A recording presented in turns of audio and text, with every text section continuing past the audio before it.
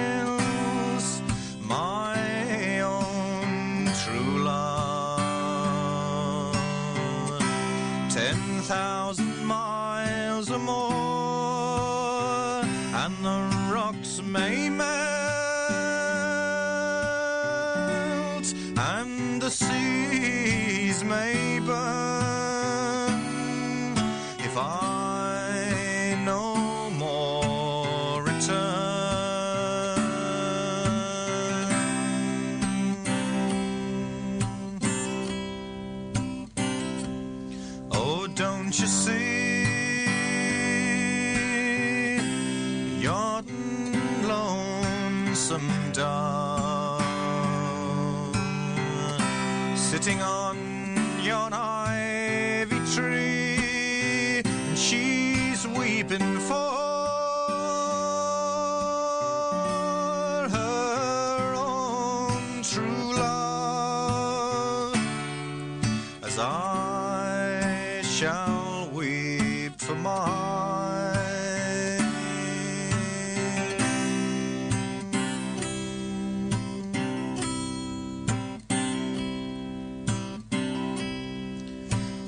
Come back, my own true love, and stay a while with me, for if I had a friend all on this earth, you've been a friend to me.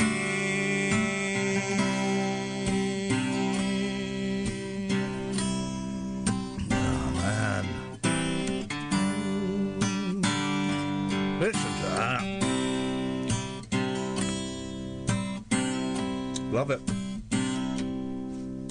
Oh, and then it stops right suddenly, because it's one of those albums that, as Nick Jones, it's one of those albums that iTunes can't handle, where all the tracks, like one track, so it puts breaks in it. Good evening, dear listener. It is Friday night, the Late Night Alternative with me, Iain Lee. Who are you? Katherine Boyle. Okay. All right, it's Friday night, and I just got paid. What song is that? Except it's not Friday night, it's Saturday night. I just got paid. Don't believe me, just what I won. No. Is it that one? You need to get Bruno Mars. Come closer to the microphone. The mic. Bruno Mars. Does it sound weird in yours? It's quiet.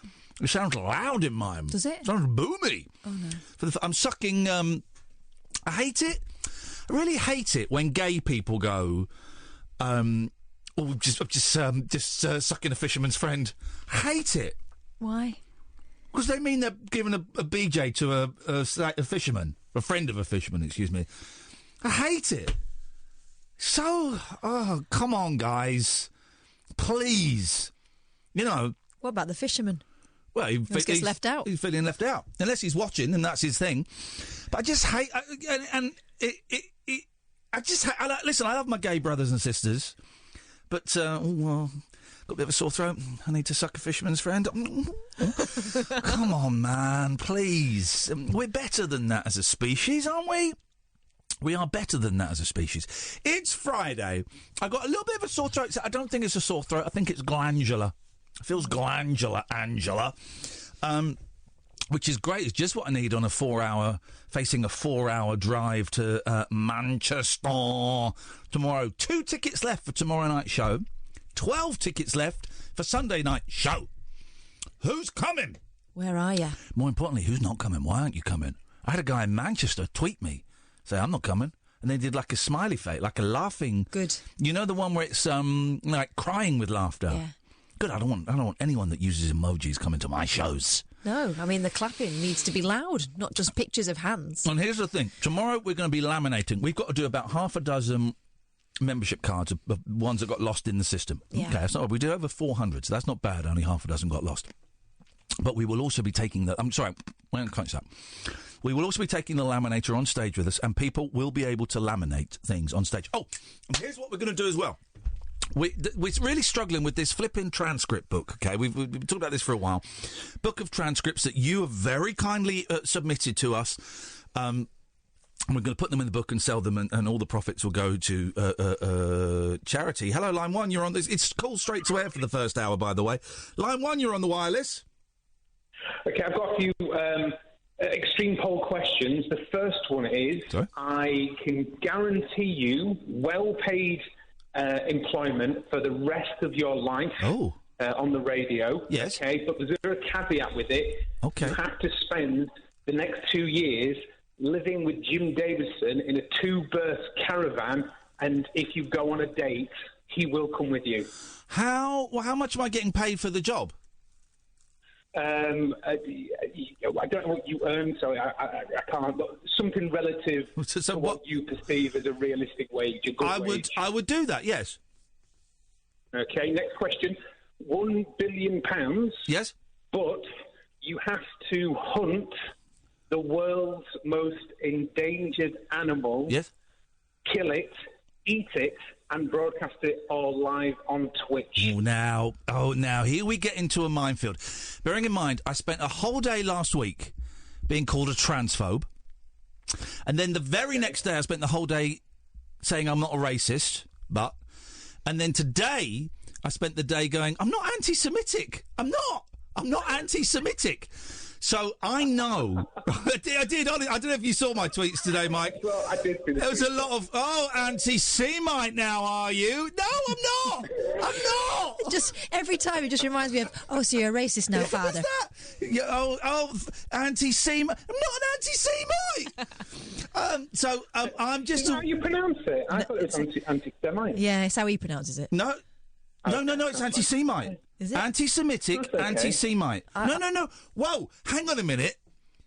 Listen, trust me, I was one for a few hours. I was accused of being one for a few hours.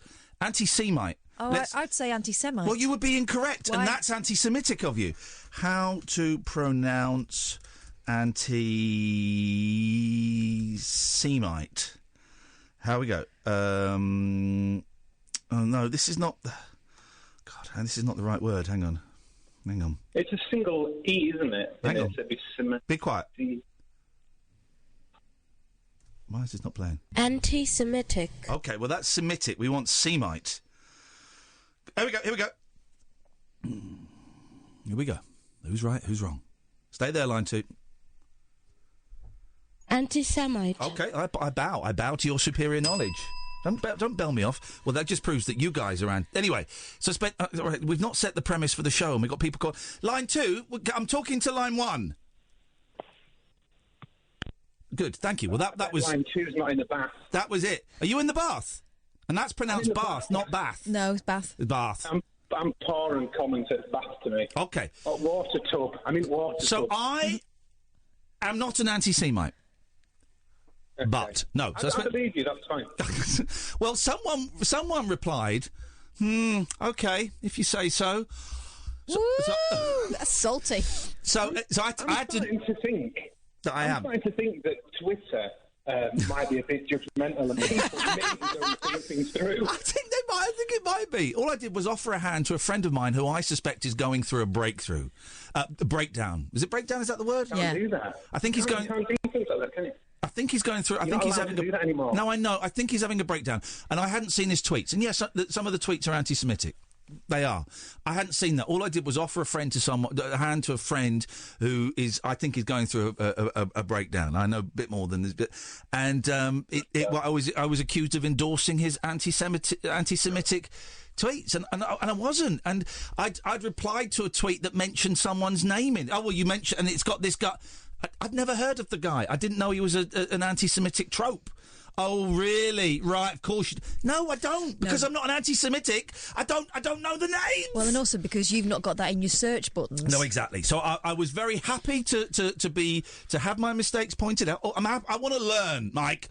I want to learn. I was happy to have my mistakes pointed out. I was not quite happy with the way that I was being challenged, and I had to say to someone, look, would you mind deleting that retweet? Because I'm starting to get a lot of abuse coming my way. I will delete it. I will delete it, but answer this question. Do you think this tweet was anti-Semitic? Yes. I don't know why you bother responding. Because I don't know. Honestly, I follow you, and I tweet you quite a lot, actually. Probably something I do that somehow. But I don't know why you bother. Because I could see this growing. I could see this growing. I could just see this growing and snowballing. Anyway, the answer to that one is no. One last question. I'm going to have to get out of this bath. It's raining out. I didn't put any cold water in it. Stranded on a desert island. You can say that again, because you're so echoey. And your bathroom sounds huge. Say it again. It's not my bathroom. It's not my bathroom. It's broken into someone's house and using their bath for a bath. Yeah. No, like a naked Goldilocks. Jesus. So you're going to be stranded on a desert island or stranded somewhere, an oil rig. Let's jazz it up. An oil rig, okay. And there's loads of people there. No, there's just you. You're it's on an your abandoned oil rig. Yeah. You've got to be very specific. Not the usual kind with loads of lonely blokes. Yeah. No, just a normal one. That's something. It's not just men who work on oil rigs. It's mostly, though. It's men who do the most work on oil rigs. Yes. So you're stranded somewhere on your own. You can either take one set of films with your favourite actor, but just him, forever, the rest of your life, or you can watch Hollyoaks every day. Oh, Hollyoaks, easily. There we go. Well, I need to go for this guy this back, but thank you. Thank you so much. I hope that's helped.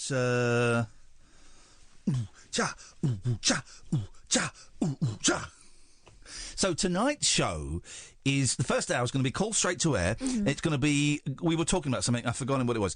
It's going to be gong show format. Catherine, there is your bell. Yes. Tap the bell, please. 0344 499 1000. Calls are going to be straight to air. We did this the other night to great success. Phone up, right? We'll chat. We're not here to catch you out. This is not in any way an attempt to catch you out. Phone up. I will do my best to make you as interesting as I can. If you're boring, you get this, and you get cut off. Simple as that. Please don't play with my bell. 03... It's my bell now. 03... Well, treat it carefully, because I would like my bell back. 0344 499 1000 is the telephone number. This is the Late Night Alternative with Iain Lee and Katherine Boyle. Please, for the love of God, if you've got a Radar diary, tick it. If you're doing Radar online, fill us in. What are you thinking, you idiots? On Talk Radio. The Late Night Alternative with Iain Lee. Hate alarm clock, hate going to work. On Talk Radio. 0344 499 1000 is the telephone number if you want to give us a call. So tonight, for the first hour at the very, very least, you phone in straight to air. Straight to air. We'll just put you straight on the radio. That's what happens. You talk. We don't want to catch you out. This is not in any way to try and trip you up. I will do my best to make you interesting as I can. But Katherine is cold-hearted, and she will ring the bell, and as soon as that bell is rung, you're off. It's as simple as that. Now, I'm aware that we've got a phone call. We've got a phone call. We might not get many phone calls because people are scared of you. People I may not bell them off at all. People warm to me. They are feared of you. Let's go to line one. Line one, good evening. You're on the wireless. Hello, Ian. Hello, Kath. Hello, line one. I tweeted you before about the PSP emulator thing. Don't carry on, because Kath is not interested in any of that. But I just want to let you know, I found the emulator and I convert She's walking ISOs towards the thing. It's not interesting for her. Oh, bless her. But I can get that to you by, on Sunday at You let him stay on longer than I thought you would. I'm waiting for just the right moment. Okay, I think you may have missed it about 30 seconds ago. Well, that's it. Oh, you can ding me now. I'll ding you when I want to ding you, CJ. It's not an on-demand ding situation. How is life, CJ? You'll believe you're coming to the show on Sunday, is it you're coming? Yeah, Sunday, me and Becky the Witch coming up. Beautiful. Oh, Becky the Witch is coming. Oh, we could... Oh! Yeah. Oh, Flip, we've got an opening act tomorrow. Yeah. Oh, I've got to... Wow. We've got an opening act tomorrow. I've got to message her. What was her name? Oh, what was her name? Can't remember what her name was. We've got someone singing for us. Brilliant. Tomorrow. Oh, what was her name? She's a singer, obviously.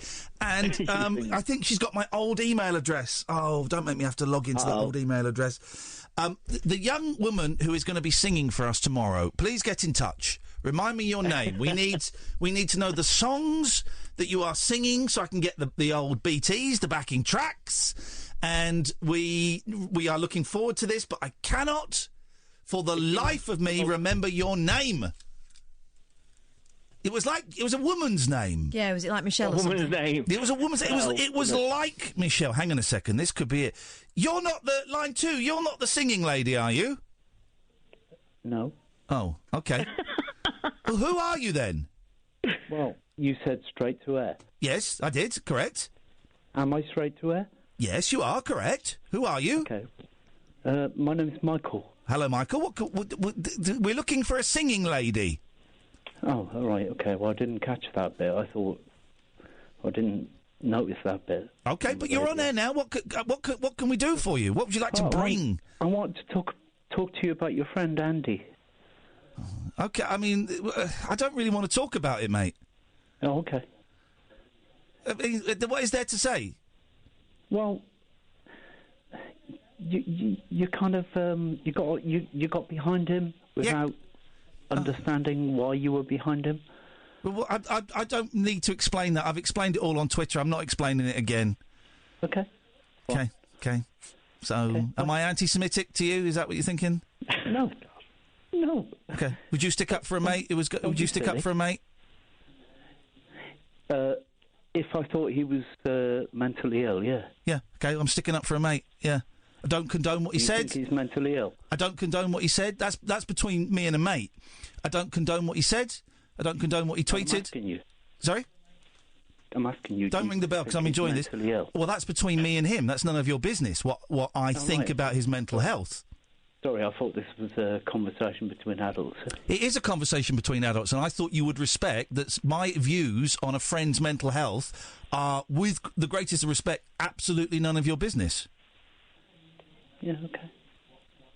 Say what you want to say, because you're hinting at something, and I don't like the hint that you're making. So just say it. I'm literally not hinting at anything. Okay, well then stop being so mysterious. No, I just wondered if you thought getting behind this kind of angry. I'm not getting behind this angry. I'm not getting behind that. Did you not? No, I didn't. Oh, sorry. Here's the thing. Here's the thing. Right.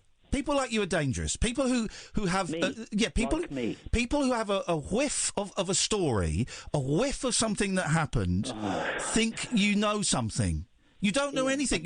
You saw some tweets. Ian. You saw some tweets, and you think you know me. You don't know me. You don't know me. You should get Kath to come ring your little bell. Yeah. No, not at all. Because I'm enjoying this. Yeah, go on. No, doesn't work like that, mate. Listen, you want to call me out? Sorry. Could I interject? No, shut up. Shut up. Yeah, please do, Kath. No, that's not Kath, by the way, mate. Listen, you saw some tweets and you think you know me. You think you can come and have a pop at me. Just say what you're saying. Instead of dancing around it, just say it. Ian, first thing, I'm not having a pop at you. Yes, you are, though. You are. And you're accusing me of stuff I haven't done. Oh, no, mate. You've accused me of getting behind those tweets, which is not what I did. I asked you if you were behind them. Okay, and I've told you no. Next point? Yeah. And I agreed. I said, okay. You agreed? Well, you're not in a position to agree. Oh, right, okay. Oh, my God. Yeah, it's not going as well as you thought, is it? Because here's the thing, accusing people of being anti-Semitic... Here's the thing, accusing... No, you're not up to intellectual. Accusing people of being anti-Semitic when they're not is a really shitty thing to do. That's the tone. That's the tone that's going on in your voice. How dare you ask me what I think about my friend's mental state? How dare you? I asked you. It was a question. Yeah, and I told you, and you accused me of being childish. Between a statement and a question? Yes, I do. And you accuse me... You're a very rude man. You accuse me of being childish for not wanting to answer the question. Would you please listen to an answer for a second? You accuse me of being childish... Well, to an answer to a question... You accuse me of being childish when I didn't want to tell you my views on someone's what I considered their mental state to be. You accuse me of being childish. And you want to have an adult conversation? It's not true. It is true, mate. But I was there. It is true. I've got 2 witnesses at least. You don't know what you're saying. You're rambling. And you're on the radio, so, hey, big man, is it? You get to define what the conversation is. Yes, I do. On my radio show, yes, I do, yeah. Yeah, on your radio show. Yes, I do. It's called the Jeremy Carr Show, don't you know? Bye. Wow. He can't even hang up. He's still on the line. He can't even hang up properly. There we go. He got it in the... That was like a mic drop, but it kind of landed on his lap first. You get to define what we talk... Yeah, on my show, yeah. Yeah, I do, actually. That's how it happens. You know, I have like a phobia of conflict, and through that I was literally sat on the edge of my seat just shaking. It was... Oh, I don't like it either. I know you don't. It's just... I don't like it either. Awful. And I could hear... my stomach tightened a little bit when I said "you people," and he did the "oh, you people," because then it dawned on me. Oh, hang on, possibly he's Jewish, and possibly he's seeing the "you people" as a pointed reference to Jewish people, which it wasn't. What I meant by "you people," like I have to explain this to you, but I do have to explain this, dear listener, because it's the world we live in. What I meant by "you people" was not Jewish people. It was idiots on Twitter who see a tweet or a screenshot of a tweet and think they know exactly what's going on. You know, and it hadn't even occurred to me that gentleman might be Jewish until he went, "Oh, you people, is it? Yeah. But you've not got a Jewish radar, have you? You know, you can't. I don't. Well, no, I don't. And nor would I want one. You know, oh, man. People trying to catch you out on something. Listen, I don't agree with the tweet. I didn't see the tweets when I sent... I don't even need to talk about it. So, everyone, chill. How the hell is CJ still on the line? Well, I was wondering if... Hey, that's my bell. I rung the bell. Oh, man alive. To be honest, he's on there because I forgot he was still waiting. I know.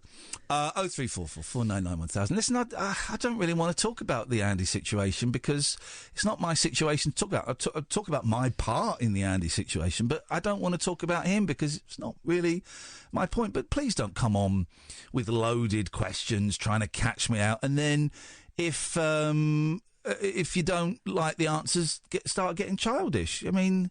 Jeez. Well, I mean, Twitter Live is what we're talking about. Twitter Live. What a world we live in.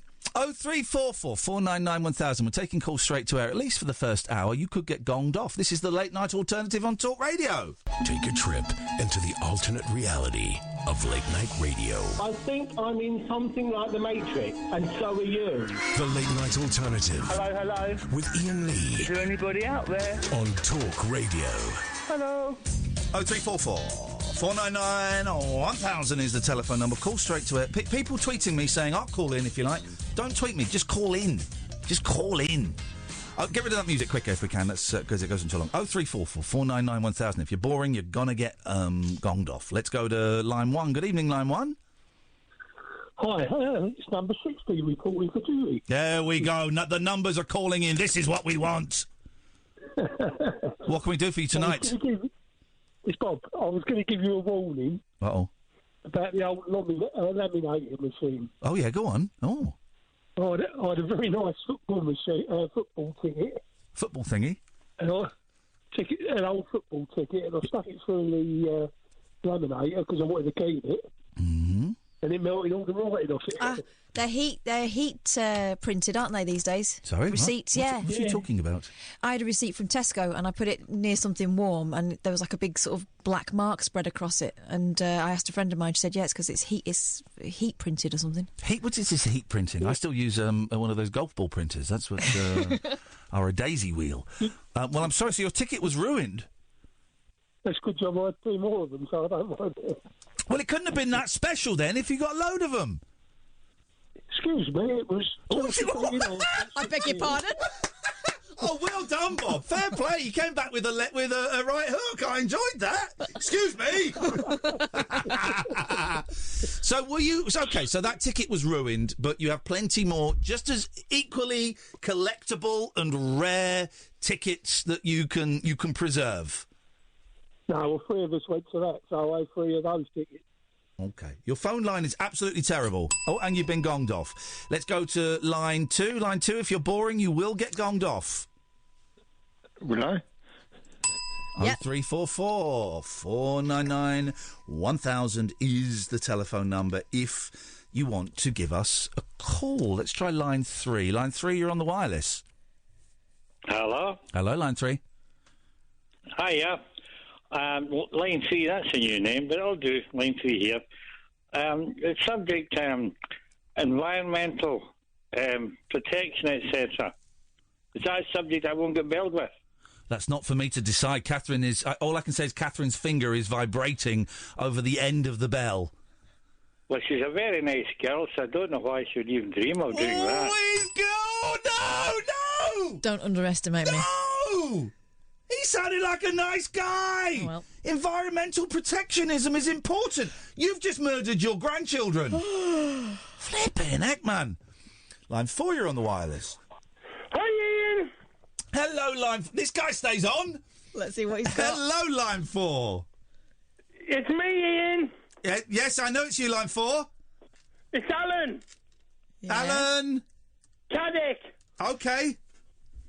You all right? Yeah, good. Okay, Alan. Get on with it. Flipping it. Come on. Show us what you got. Why don't you tell them what you're looking for? Because I don't think they've quite got it yet. I don't want preamble. I want amble. Just tone down the aggression. I won't. Wow. I find it intensely frustrating. Come on and show us what you got. Don't start teasing us with, ooh, guess what's in my pocket? Look at the shape of it. Just empty your pockets on that desk now.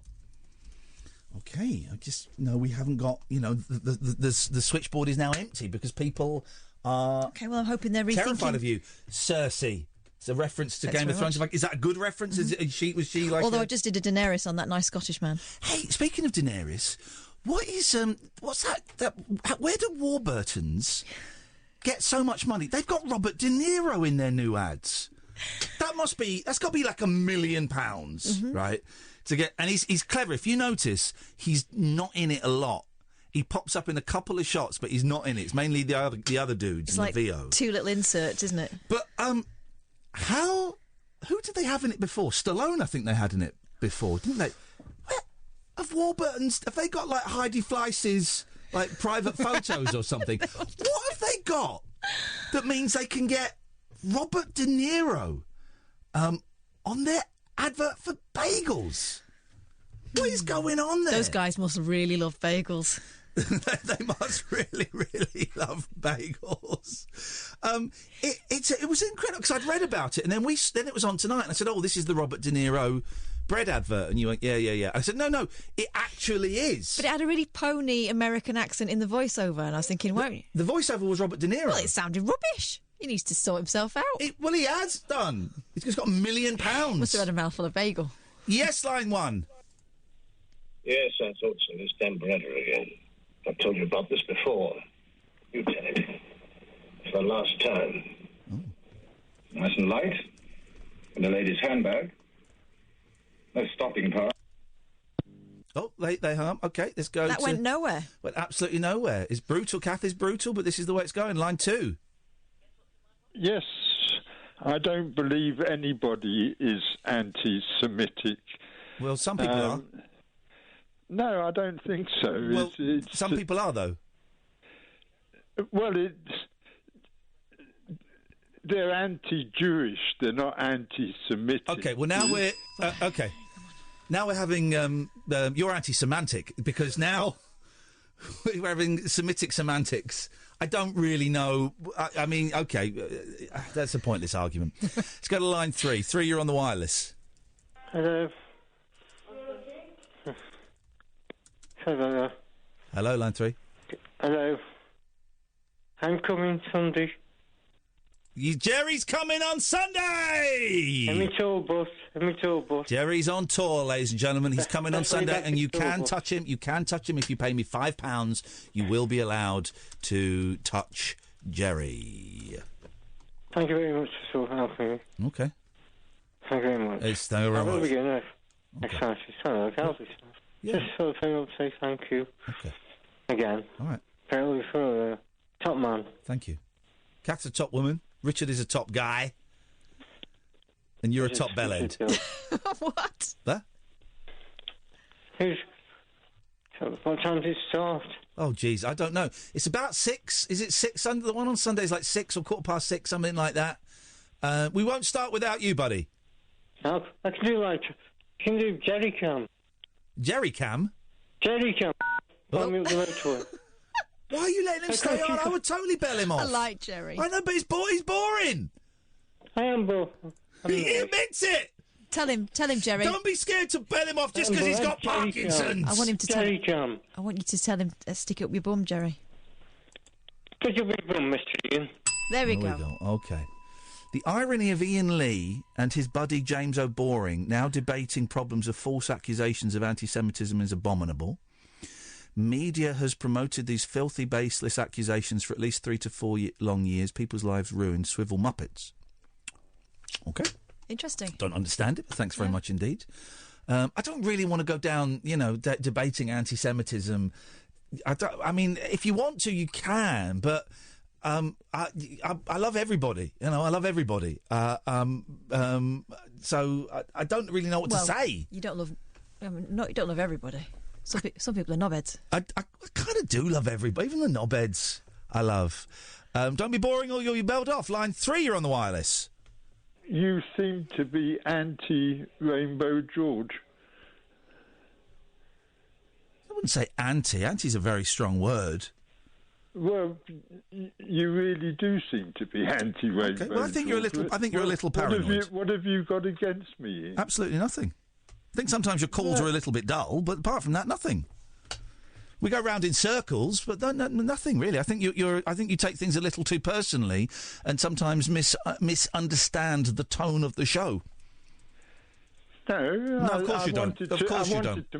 I wanted to make the point that you don't understand the tone of the show. You're taking it personally. Everyone who phones up and is boring gets belled off in the first hour tonight. It's a thing we're doing. Yeah, but you belled me off without even giving me a chance to speak. Mate, you lasted longer than some of the people. Someone said hello and got belled off. That was George. Yeah, oh, was it? Okay. You don't understand. This proves you don't understand the tone of the show. Yes, but you're talking about anti-Semitic and the Jewish people. Okay, thanks. Now, you're going to be an anti-Semite for belling him off. He's Jewish. We keep saying, is he listening? No. We keep saying we don't want to go into that because it's not... That's not really the our thing. vibe. It's not the thing, and it's not what happened on Twitter. And now it's. Let's go to line 5. Line 5, you're on the wireless.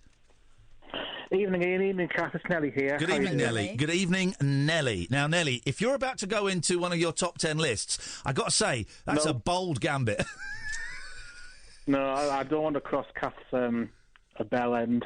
Yes. I weighed myself tonight. Yeah. Oh yeah, go on. Myself tonight. I'm kilogram off from last week. Beautiful. Well done. Congratulations. Great stuff. Now, did you say you're going to have a bit of a weighing sort of Well, I thing? might do. This week, starting this week, Monday, me and Kath have been eating healthier again.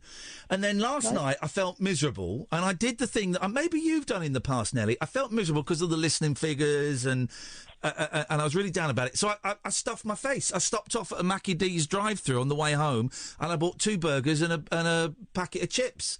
And I stuffed my face. Nice. Wasn't that hungry, but it was to punish myself because I hated myself because I felt like a failure. I don't know if you've ever done that. Oh yeah, but I think doing it it's okay. Don't feel too guilty about that. I think it's just a case of how you follow that up. Follow it up with maybe a nice day of where you do a bit more, maybe eat a bit better, and then it sort of balances things out. So I don't think it's that bad a thing as long as you follow it up in the right way. Well, that's the thing, and I've eaten. Well, I had 3 cream eggs earlier on, but tomorrow I'm back on it, and that's I love every time I say some really naughty food, Nelly just goes nice. You notice that? He's logging it. Cream eggs are absolutely fantastic. Well, things. actually, I lied. It was 1 cream egg and it was 2 Oreos eggs. Oh God. Do you need to go and walk that off? He's like he's phoned an 08988 line. Oh, God. But the thing that's been helping me is... I'm wearing my apron and my oven gloves, and I'm holding a spatula. What's in the oven? What's in the oven? Go on, sorry, Nelly. So I've been doing more exercise. Now, I was sort of trying to find out the best exercise for me, and people that I know do this thing called CrossFit at the gym, which is a mixture of different exercises and whatever, but I don't want to spend money at a gym. I like to do things for free. Yeah.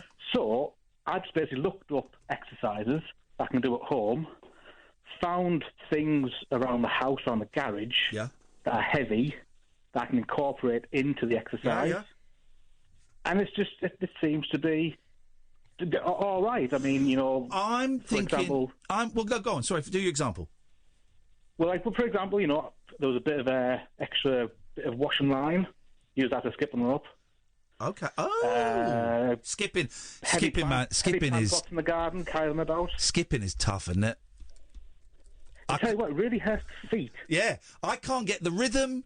I get out of breath, and I'm going to say it, my boobs wobble. Well, I find, the rhythm, once you do it a couple of times, the rhythm you get into, but it's sort of, do it for a minute, your feet, the balls of your feet absolutely kill you, man. Absolutely kill. I've been thinking there's workouts on YouTube.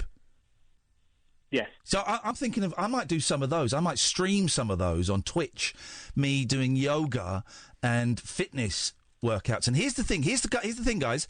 One day next week, if I get 50 subs in one stream, I'm wearing my jungle outfit. I'm the only person to have been on I'm a Celebrity, Get Me Out of Here that's been allowed to keep their outfit. I don't know where the hat is. I think the boys have got it in their dressing up box. I need to have a look.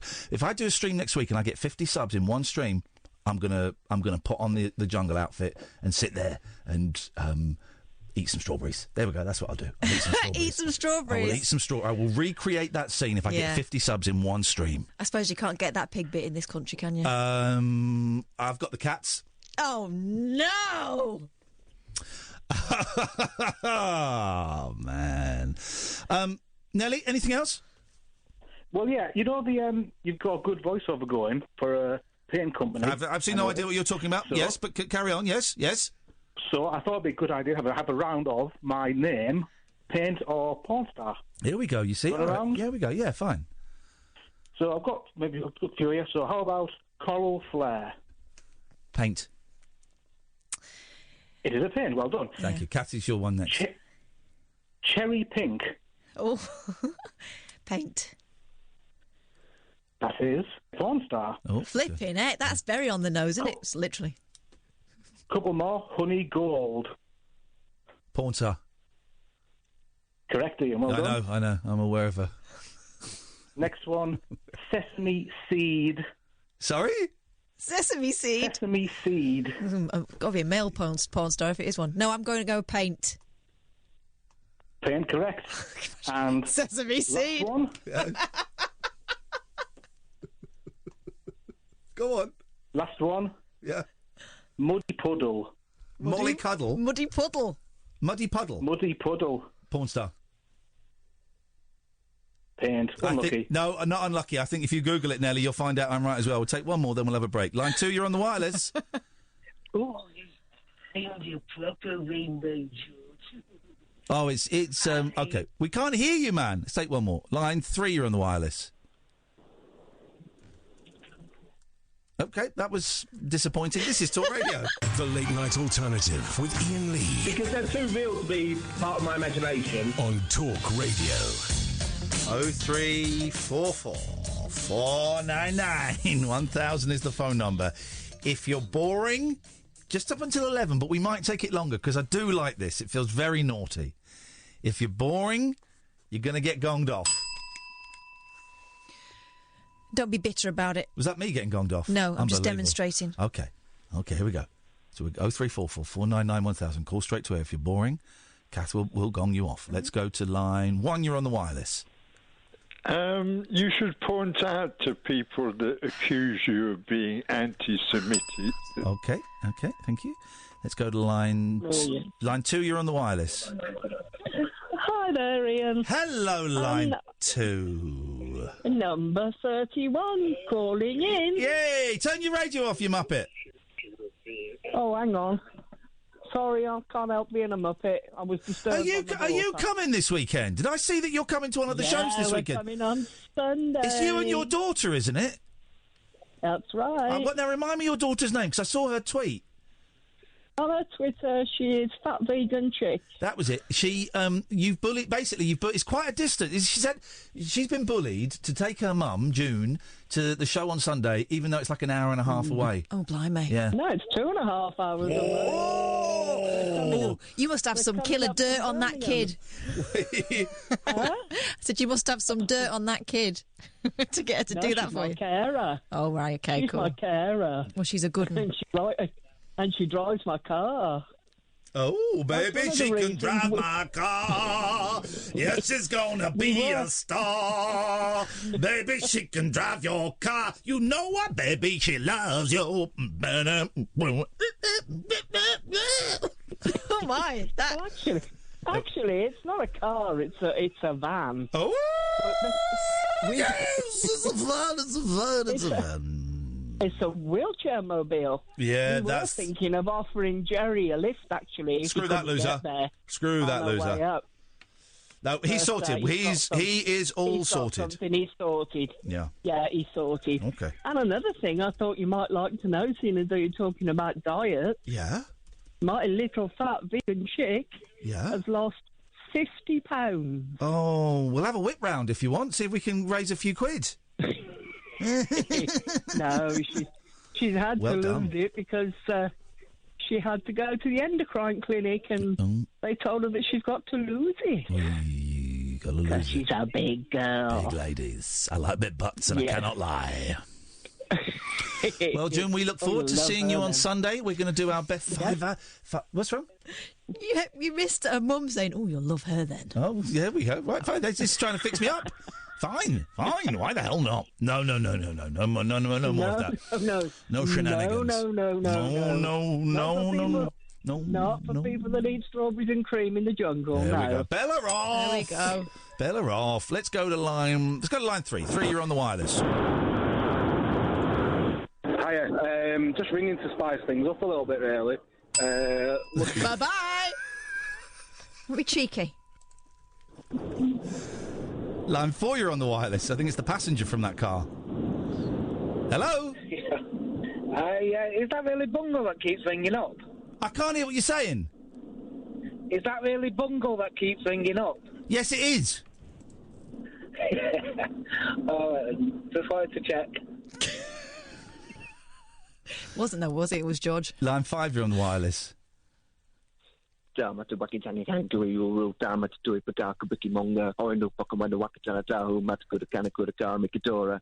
played, sir. I've lost my clip of that.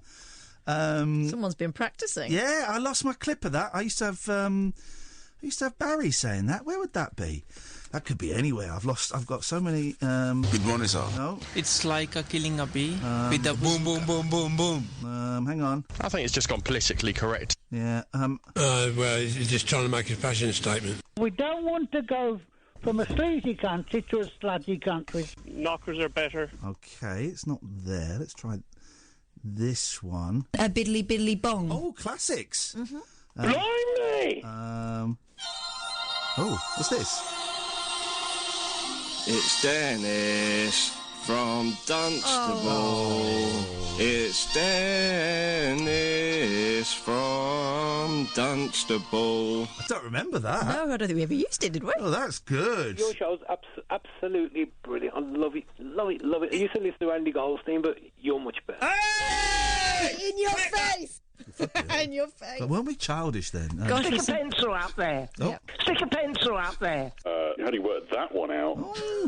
God's taking... Oh, this is a great one. This is a great one. This is about God. Someone had died. I don't know who had died, but... God's taking his best to his heart because the end of the world's coming.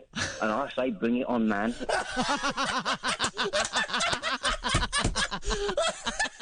forgotten that. God's taking his best to his heart because the end of the world's coming. And I say, bring it on, man. Dooby-dooby-dooby-dooby-doo-doo, yeah. I love my fags. I've only just woken up. That's what my youngest was copying. It's disgusting. Blimey! Okay, let's... Where's... hang on a minute. Be with you in a second, guys. Gosh,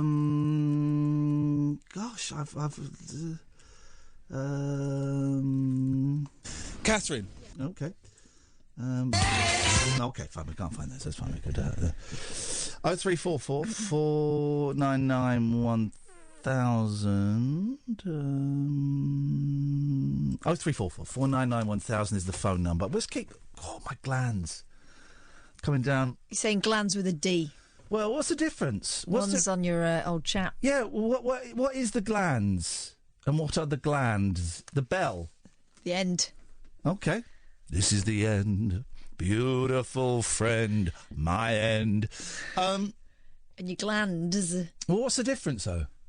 Well, one's got a D and one ain't. Okay. Literally. Okay, all right. Well done. I could hear you working that out as you said it. Line 1, you're on the wireless. Don't be boring, otherwise you'll get cut off.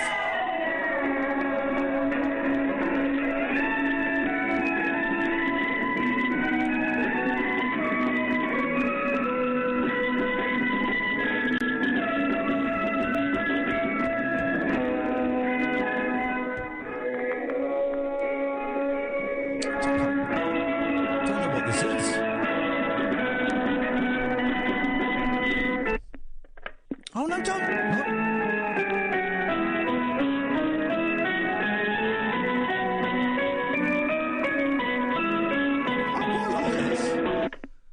No, don't. No, come back. You're still on. What might not be in a second. Hello? I was enjoying that. That's a good one. Early morning. Pressing pause. I enjoyed that. What's this? Right, I'm thinking about the leisure industry. Okay. I love my How do you work that one out? 0844 499 1000. Remember, they call you back. Funerals, happy or sad? Shut up and listen. Oh, I like that, Matt. We'll have that. We'll let's get rid of. No, I like that. Let's get rid of. Hoo-yah! Let's get rid of that, and let's drag that over there, and we're going to put that in there. Hoo-yah! No, let's try. Tell you what we're going to do is we're going to grab that. We're going to drag that. Oh, I've lost it now. Well, now it's gone. Oh. Well, now it's just gone. What? Oh, flipping it. What? It's just gone. What did he say in it? Shut up and listen. Well, it's just disappeared. Well, I can always get it off the tape of this show. Well, it's a bit of a faff for a Worth rubbish it. clip. Totally worth it. Shut up. Shut up. Yeah, Matt. Shut up. And listen. Yeah. No, it's gone. Oh no. It's gone. It's just got. It's just gone. It's disappeared. It's not in the trash. It's got. My God, it's just disappeared. Computers. We're going to do this for another half an hour, so don't call for a few minutes because we've got the news. I'm enjoying this on a Friday. The Late Night Alternative with Iain Lee and Katherine Boyle on Talk Radio. The Late Night Alternative with Iain Lee on Talk Radio. We have ways of making you talk.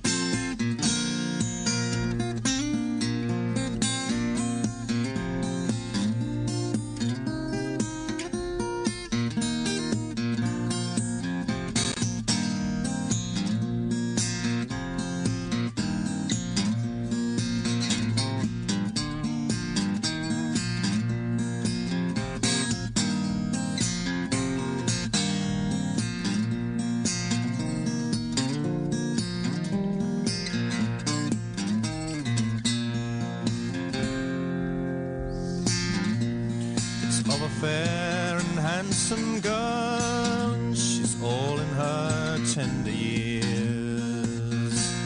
She fell in love with a sailor boy, and it's true that she loved him well.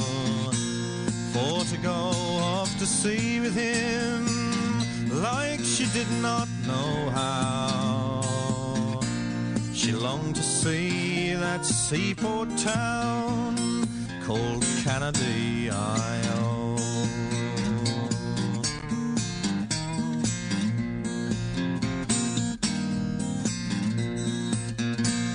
So she bargained with a young sailor boy, it's all for a piece of gold. Straightway then he led her all down into the hold, saying, I'll dress you up in sailor's clothes, your jacket shall be blue. You'll see that seaport town called Canada-I-O.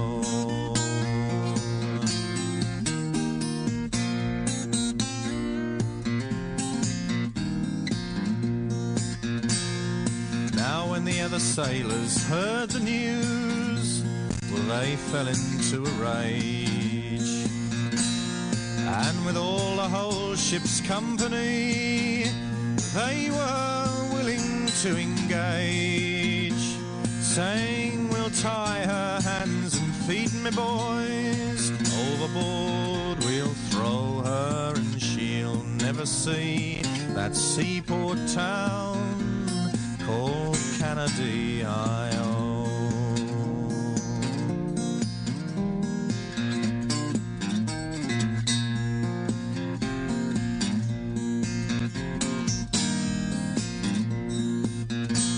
Now when the captain he's heard the news, well, he too fell in a rage, and with all of his whole ship's company, he was willing to engage, saying she'll stay all in sailor's clothes, her collar shall be blue.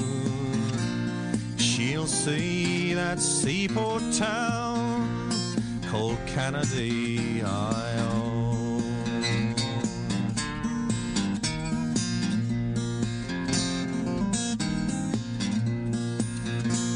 Now when they came down to Canada, scarcely above half a year, she's married this bold captain who called her his dear.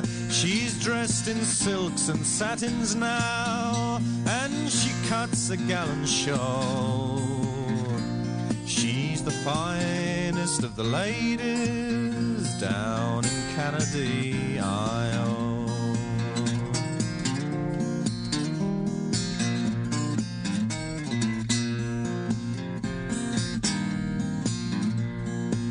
Come all ye fair and tender girls, wheresoever you may be, I'd have you to follow your own true love when he goes out on the sea. For if the sailors prove false to you, well, the captain he might prove true. You see the honour that I have gained by the wearing of the blue.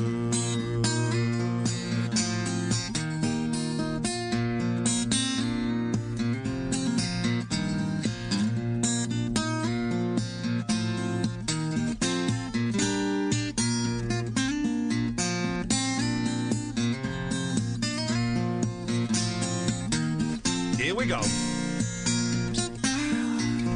Can't go wrong with a bit of Nick Jones, man.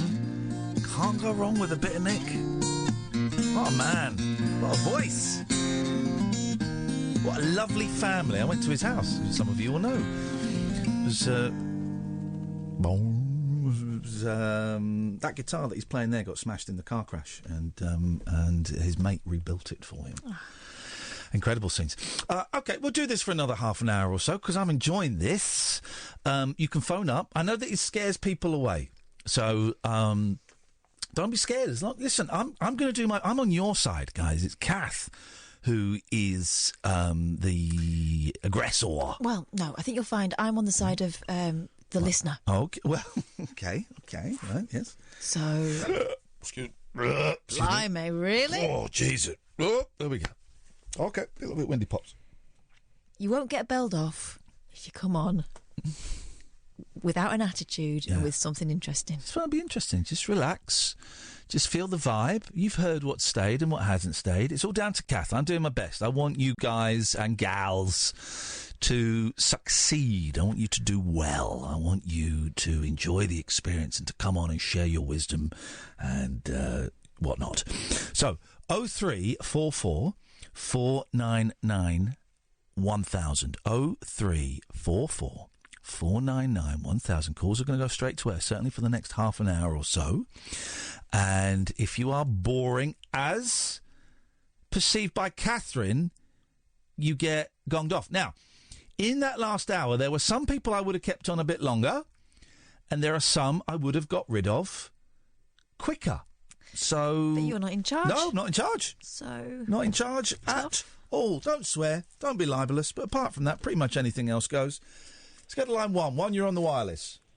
The people that live in the town don't understand. He's never been down to Mrs. Brown. The half-white shell with something up will give him hell. Husband's moaning, breakfast table, no milk, no eggs, holiday labels, mother's tender, children's... Okay, it was just distorting. I was enjoying it. I was distorting. I found a new podcast. We mentioned this. Oh, did I? Hang on a minute. Oh, have I just bought something from Russia? Have I bought something from Russia? Yes, with a spy camera in it. I thought I was buying it from America. It looks like I bought it from Russia. Ah, man. This is the thing. Please, guys, please don't buy things during the news. Please don't buy things during the news, because it's just not helpful. You just get confused and things.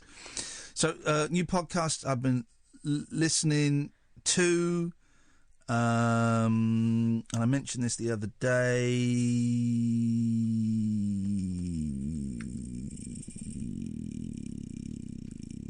Nothing is Real, a Beatles podcast. Oh, yeah. It's good.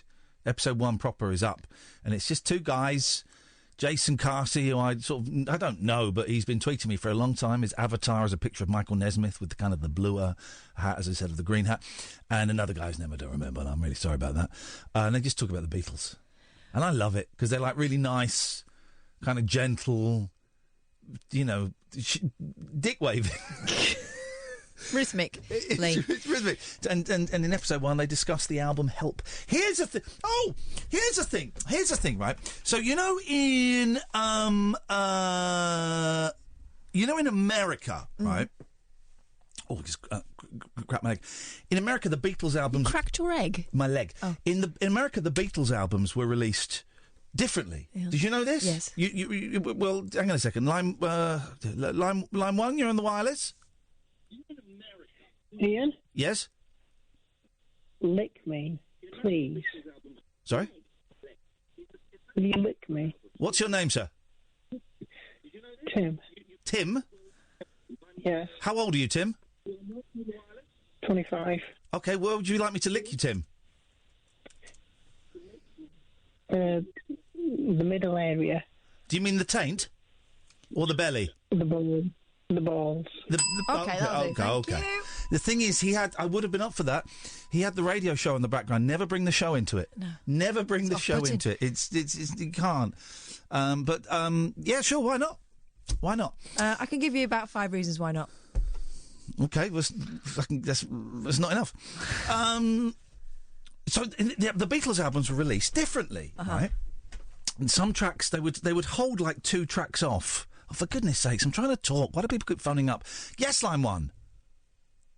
Hello, Ian. Hello, line 1. Hello, it's John. Hello, John. All I would say is I'm not allowed to coach, but I'd say start ramping this call up now. Otherwise, you ain't going to last very long.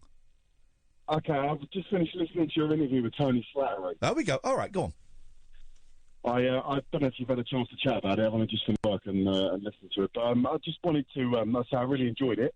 And I think you handled the interview really well, because I think he came into the interview and it sounded to me with a bit of trepidation, and I thought you were really good at sort of putting him at ease and making him sort of help open up and discuss the sort of stuff that you've been through as well. I was surprised how nervous he was, because he'd obviously looked me up and he'd seen the 11 o'clock show and gone, it's going to be tricky. I was surprised at how nervous he was at the start. And, thank you, man. It was the first few minutes of me desperately trying to calm him down. And it was, I spent 2 hours in his company, and it was, I felt privileged. What was your sort of overriding thoughts at the end of the interview in terms of, where he is in life? And because I'm a big fan of his. I'm a big fan of a lot of his early work. Obviously, Whose Line Is It Anyway is one of the things he's majorly known. Here's the thing: he's still funny, and he's still sharp. We laughed a lot, and we chatted for about an hour afterwards. Right, the interview kind of started pretty much as soon as he walked into the pub. I pressed record, but then we chatted for an hour afterwards. We laughed a lot. He's still very, very sharp, very funny. If I'm honest, this is my opinion. I didn't buy that line about him slurring because of his meds, because. I think we're all thinking that. Well, some people did. But I have to say, when he came in, I feel terrible saying this, but this is the thing. When he came in, he smelt a little bit of booze. Right. So there's that. I know he's got good people around him. He's got really good people around him who care for him. I'm really worried about him, if I'm honest. I'm really worried. Okay, this is none of my business, right? But this is what I would like to see. None of my business, but I'm going to say it. I would like to see him not go to Edinburgh this year. I would like to see, this is an ideal situation. I'd like to see him go into rehab. I would like to see him be taken out of society for 6 weeks, 8 weeks, if money were no limit, and put in somewhere where we can dry out in a healthy environment, because sometimes it's not safe to just stop drinking. I don't know what his intake is, and where he can really... He doesn't believe he's talented. He doesn't get why people like him, and he doesn't think he deserves stuff. And I would like to see him, re-educated that he is talented, that people do like him, and that he might have done some crappy things in the past, but actually he does deserve to be happy. That's what I kept saying to him. You deserve to be happy, and that's what kept getting him to tear up. Yeah, he always struck me as quite a reluctant sort of person, especially on His Line Is It Anyway. He seemed a bit sort of awkward with himself and being there. But do you know if he's got many friends and family around him? He's got married? Kids, he's got a partner. I don't know if they're married. He's got a partner that he lives with who sounds like an absolute top person. And he has got a team of at least 2 people around him who care for him a lot and have totally got his best interests at heart. So he's not completely on his own. I would be more concerned if... I felt terrible leaving him. When I left and I stood up to give him a hug, I said, "Can I give you a hug?" And he stood up and he nearly fell over and he nearly knocked a table over. And I walked out and then I turned back and I said, "Are you going to be all right getting home? Do you need a lift?" He's like, no, I'll be fine. And I felt terrible walking out. But I also knew that it wasn't my responsibility. It was only so much I could do. I offered to go to an AA meeting with him and stuff if you wanted. I offered all of that. But I'm worried about him, man.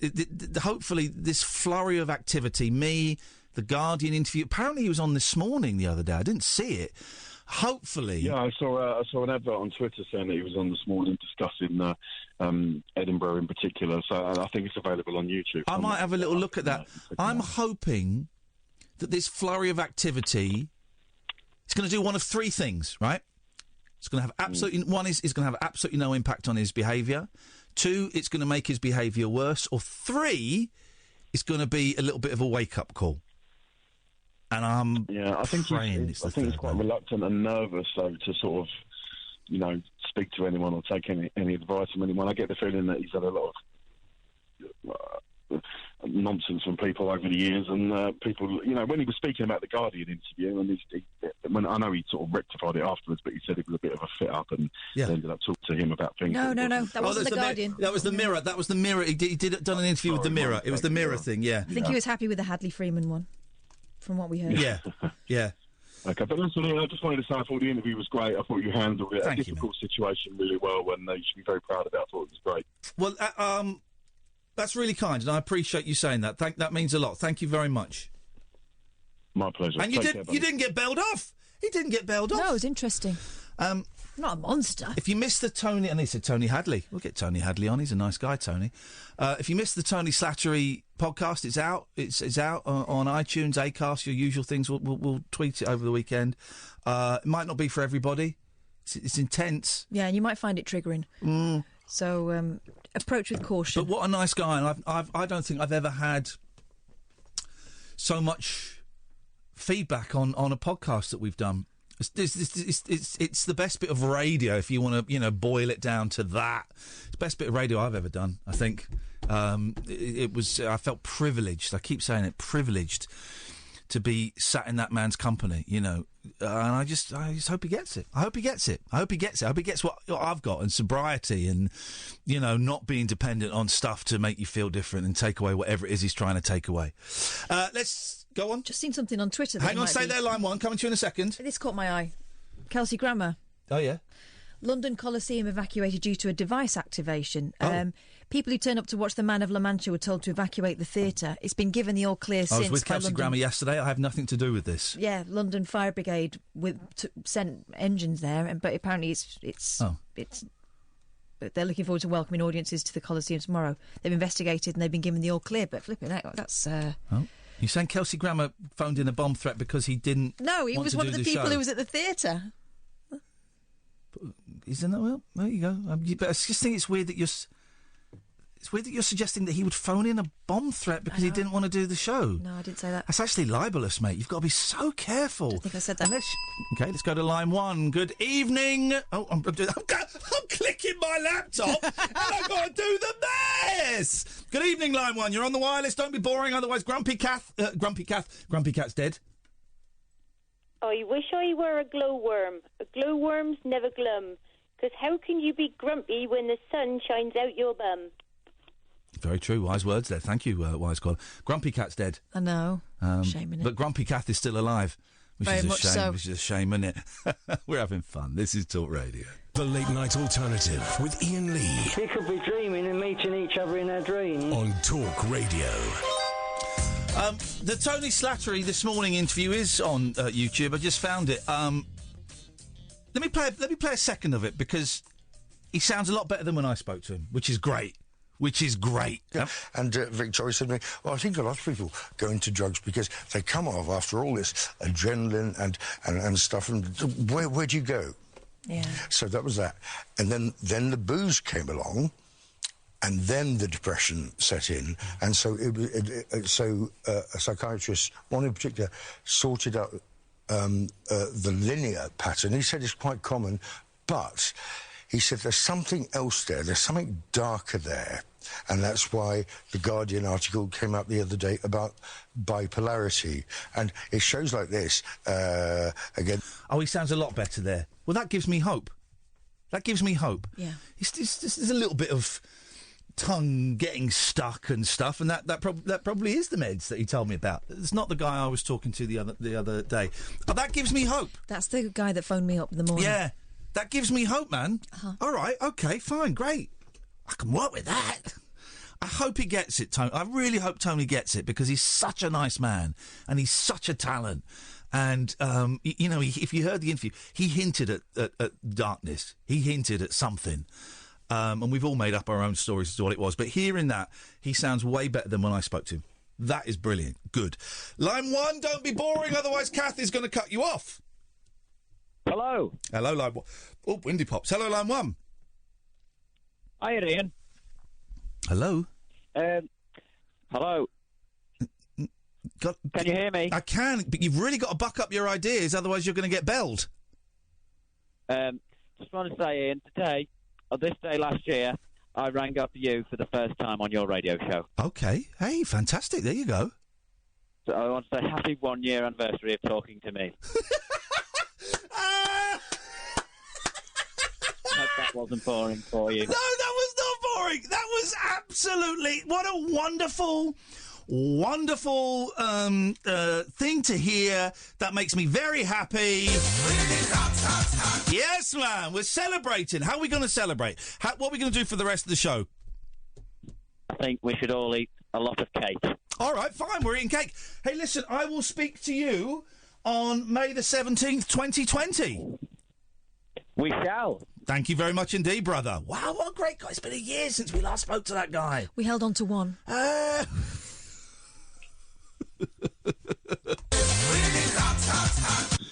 Good evening, line 2, you're on the wireless. Hello. Hello there. I would like to say a happy 1-year anniversary to us for 1 year of Talk Radio and talking to me. You've literally just made that up and copied the other caller's call. Nah. Yeah! Yeah!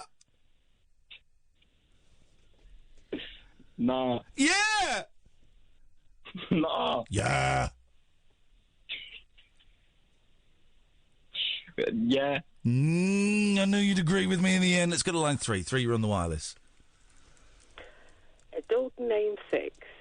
Everybody who has a dog calls him Spot or Blackie or... Okay. Shut up with poems. Also, but we don't really say Blackie anymore. Let's go to line 3. Enid Blyton there. 3, you're on the wireless. Yeah, you're right. Yeah, great. Don't be boring, otherwise you get belled off. Yeah, you're on about comedians and that. I was...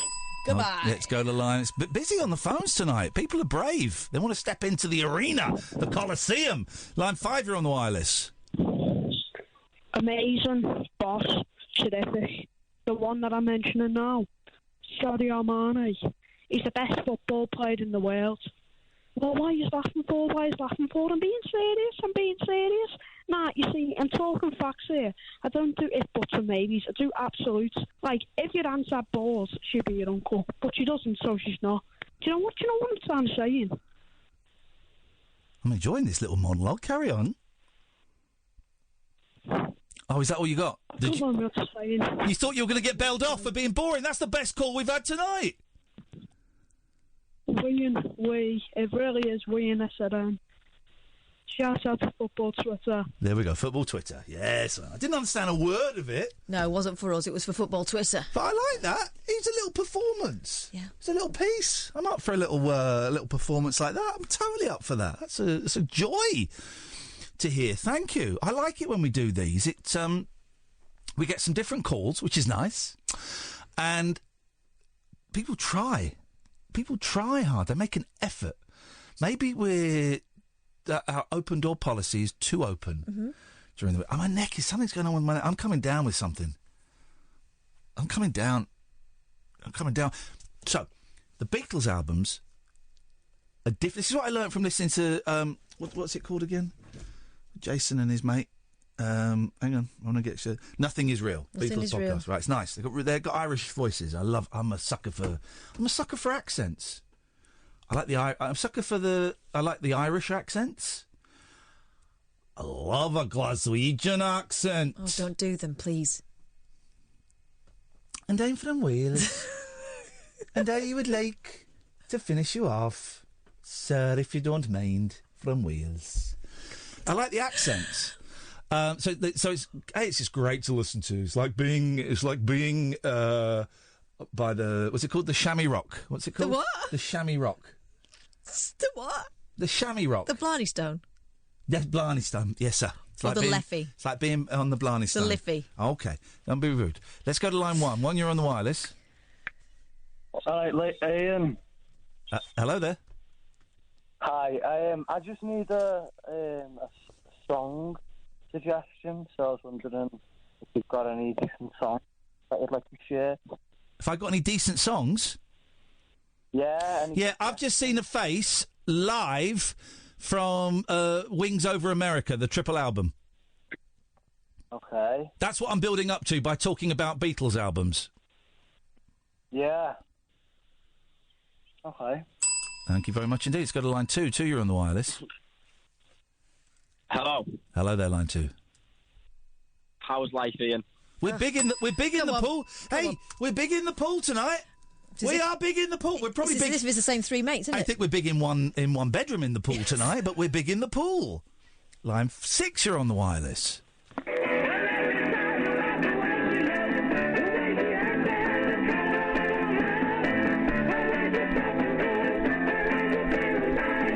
She's not there.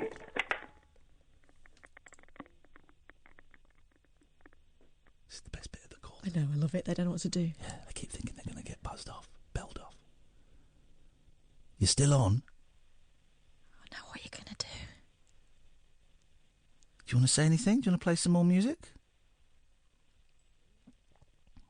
Hello? We'll wait.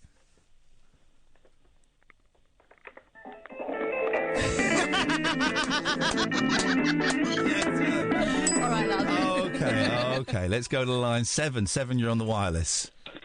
Don't take a dog called Shark to the beach. Why is that? Don't take He a dog... belled himself off. Called Shark or Sharp? Oh, Shark! Shark! Because you'll be calling the dog. Yeah. Shark! That's actually quite good advice. I would have liked to have heard more from that guy, that mysterious guy. Line 8, line 8, you're on the wireless. Need on a full run. Line 8. Hello, it's me, Line 8 Joey. You two are wigging at you. Couldn't understand what he was saying. Same bloke, I mean... No, that was not. Really? That was from Cardiff. Gosh. So, Sounded like it's from the same factory. Line 9, you're on the wireless. Ian. Yes? It's Nolock. Hello, Nolock. Yeah. You know, just thought I'd ring up now, because we're friends. We're not friends. I forgave your horrendous swearing at a 7-year-old that was my child. I forgave that because I'm a great guy. And I forgave you for calling me a pedo. But we're not friends. Well, we're civil. We're civil, yes. We're civil. Oh, Nolock, mate. Listen, sunshine, you tried. I put up with you calling me a nonce. I forgave you for swearing at my kid, and you come on and you drop an F-bomb. I mean, dude, what is that? It didn't even go out. The only people that heard that are me and Katherine. And can you just put a band by that, please? That's it? That's it? That's all you got? That's the best you got? I'm not angry. I'm really disappointed. I'm really disappointed, man. I'm really disappointed. You had the potential, and now, okay, we'll get loads of fake Twitter accounts, and you'll come on my Twitch stream under fake names and spam it, and you'll phone up with different numbers. All right, we get it. We know how it works. And that's fine. But you gave it all away just so you could say the F word to me and Katherine? No one comes back from swearing at my kids and calling me a nonce. No one does. But I saw potential in you. Saw real potential in you to be a good, decent, funny, slightly outrageous caller. And you just let yourself down, man. You let yourself down just by dropping an F-bomb. Really? Is that worth it? That was only heard by 2 people? Is that worth it? Ah, man, I'm really sorry for you, buddy. We could have had a lot of fun on the show. Never mind. Let's take one more, then we've done a full run, then we'll play a trail. Line 10, you're on the wireless. Yes. What's crackalachin'? Okay, we're big in the pool tonight. This is Talk Radio. The Late Night Alternative with Iain Lee on Talk Radio. Yes, the Nothing Is Real team of Jason Carty and his friend. That's rude. I should find the other guy's name. I mean, just Jason has been stalking me for a long time. Dr. J. It's a good podcast, man. I'm getting in. Listen, what the world needs more of is 45-minute bits of audio where it's 2 white guys dissecting popular culture. That's what the world needs more of, right? And this keeps them out of trouble. I've done them as well. I love them, but I don't really like new podcasts. I know what I like, and I stick with them. But I listened to this today, and they dissected the Help album. I discovered one last night, by the way. Oh, go on. Planet Porky. What's that? Oh, is it any good? Mike Parry. Mike Graham hates it. Does he? Yeah. I'm going to have a listen on the way home. Apparently it's... Well, OK, let me know what you think. I will. So the Beatles albums were dissected in differently. In America, when they released, they would take like 2 or 3 tracks off so they could get extra records. It's all about product. Mm-hmm. And I knew... And please, Jason, I am the first person to ever flag this up, right?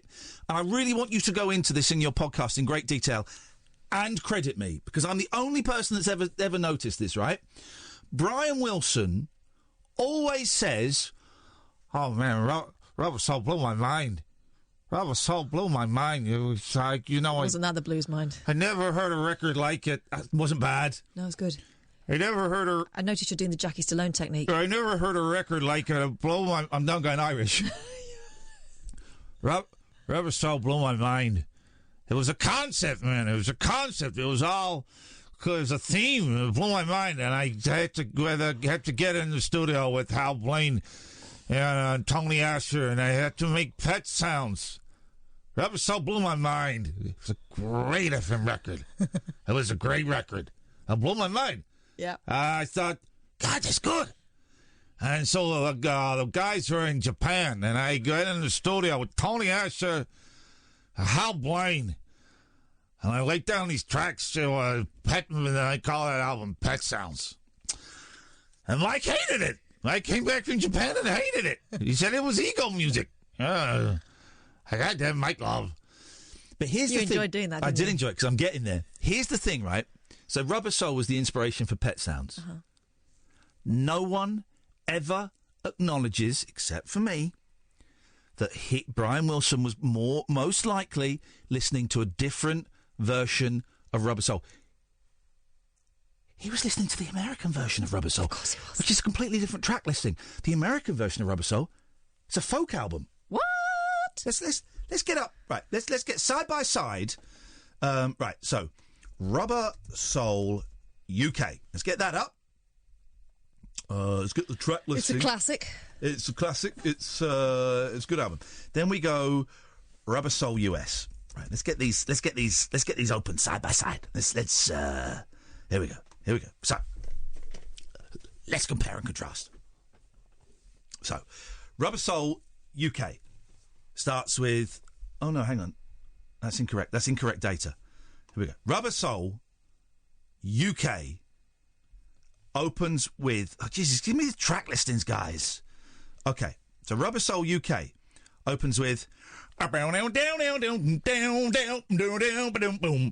car. Oh, God. Opens up with Drive My Car. I love your remix. Yeah. That's how it goes. Right. This is the track listing. Drive My Car of side A. Mm-hmm. Drive My Car, Norwegian Wood, You Won't See Me, Nowhere Man, Yeah. Think for Yourself, The Word, and Michelle. Beautiful. Right. Okay. But the American version, as heard by Brian Wilson, starts with, excuse me, sorry, I've just seen a face. A track from side 2 of the Help album. Oh. What? Norwegian Wood, You Won't See Me, Think for Yourself, The Word, Michelle. And then there's other changes, but I don't really care. But so Brian, so this is what you have to address, Jason, in your podcast, please. Brian Wilson, Pet Sounds was influenced by an album that hardly any of us know. Doesn't exist. But it explains a thing. It explains a thing in this podcast that I didn't know. There is a great triple album, Wings Over America, live, right? You can yawn if you want, Catherine. You can Thanks. yawn. I won't be offended. Wings Over America, live, right? And I've just seen a face on there, which I've always liked as a great song. Mm-hmm. It's a great song, but it's tucked away on side 2 of Help, which is not a great album, okay? But it's tucked away on side 2 of Help. But on Wings Over America, well, listen to the response it gets.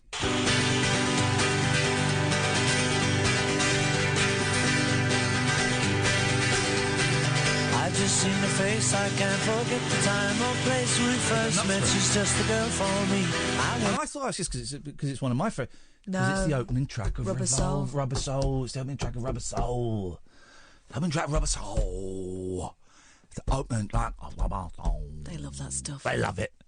We'll start the next hour with that because I love that song. Anyway, 0344 499 1000. This is Talk Radio. The Late Night Alternative with Iain Lee on Talk Radio. 0344 499 1000 is the telephone number if you want to give us a call. You're very welcome. We'll carry on doing this till midnight, and then we'll have a wee and a rethink. Call straight to air. Don't be boring, otherwise Kath's going to bail you off. Although I have to say, you've mellowed in your old age. Or maybe they're learning. Maybe they are. Maybe they are. I do like podcasts where it's my people, white, middle-aged people dissecting white popular culture. That's my thing, and there's no problem with that. No, you don't have to be ashamed of that. No, you don't have to be ashamed of that. That's fine. So at the moment, the podcast I'm listening to is all white, middle-aged guys. I'm listening to one about Dreamcast games, the Dream Pod, which is great. I'm going on there soon. Oh. Very excited. The Nothing Is Real podcast. It's only one episode so far, but it's just a joy. They're really. The thing about that one in particular is they just sound like really nice guys. Mm-hmm. You know, it is a little bit nerdy, Beatles nerdly, but they just sound like nice guys that you'd like quite happily hang out with. Isn't that the key? Yeah. That's why we haven't got any listeners, because we sound like a-holes. Listen to that. Listen to the Bruceploitation, the Take It Away podcast. Another Paul McCartney. I like those guys. I think that's good. That's it at the. I've got a few more downloaded, but that's it at the moment. I know what I like. Mine are all chitty chatty ones, and they're the Still ones listen that to Keith everyone and the likes. Girl? I've not listened to I them love for Keith and the Girl. ages. I listen to them all the time. Let's get them on soon. Let's get them on. Maybe either not next week because we're moving studios. Yeah, you know, Hemda was going to be celibate for a year. So see how that's gone. Well, she lasted a week. No. She managed 11 months, 2 weeks. Then she had it off. Now, she's going at it like the clappers. Wowzers. As long as she doesn't get the clappers, that's the main thing. Well, let's get them on. Not next week, the week after. Next week we've got Gail Porter. Yeah. Coming in. We've got a guy whose name escapes me, but he's written a brilliant book called Wild and Crazy Guys. Nick, somebody, can't remember his name, called Wild and Crazy Guys. It's a great book. I've read it. It's about Rick Moranis, Eddie Murphy, Chevy Chase, Bill Murray, Steve Martin from SNL and the movies they made in the 80s. And he's hung out with Rick Moranis, one of my, who I think is he retired. Yeah. He didn't want to do it, and he said, didn't his wife die or something? His wife died, and he was like, just getting off with the same old films. I've got enough money. I'm going to hang out with the kids. Just doesn't do it anymore. And he's hung out with Rick Moranis, so he thinks he's coming on to talk about the book. He's not. He's coming on to talk about Rick Moranis. Rick Moranis, Eugene Levy, Catherine O'Hara, and John Candy. John Candy's another one in this book. And Martin Short all came from this brilliant Canadian TV show called SCTV. It's funny, man. It's like this mid to late 80s low-budget sketch show. It's funny. Rick Moranis would do this sort of bearded, like a VJ, video jock. Let's have a look at this next video. It's so funny. I had them all on DVD, and then I had a big clear out. You know, I have clear outs and get rid of junk. And so I chucked all these box sets of SCTV out. Now you try and buy them. They're like 70, 80, 90 quid to try and get them. I had them all. Scorsese's making a documentary about SCTV. It's a funny show. I wonder, really, really low budget. Let's see, Rick Moranis, SCTV.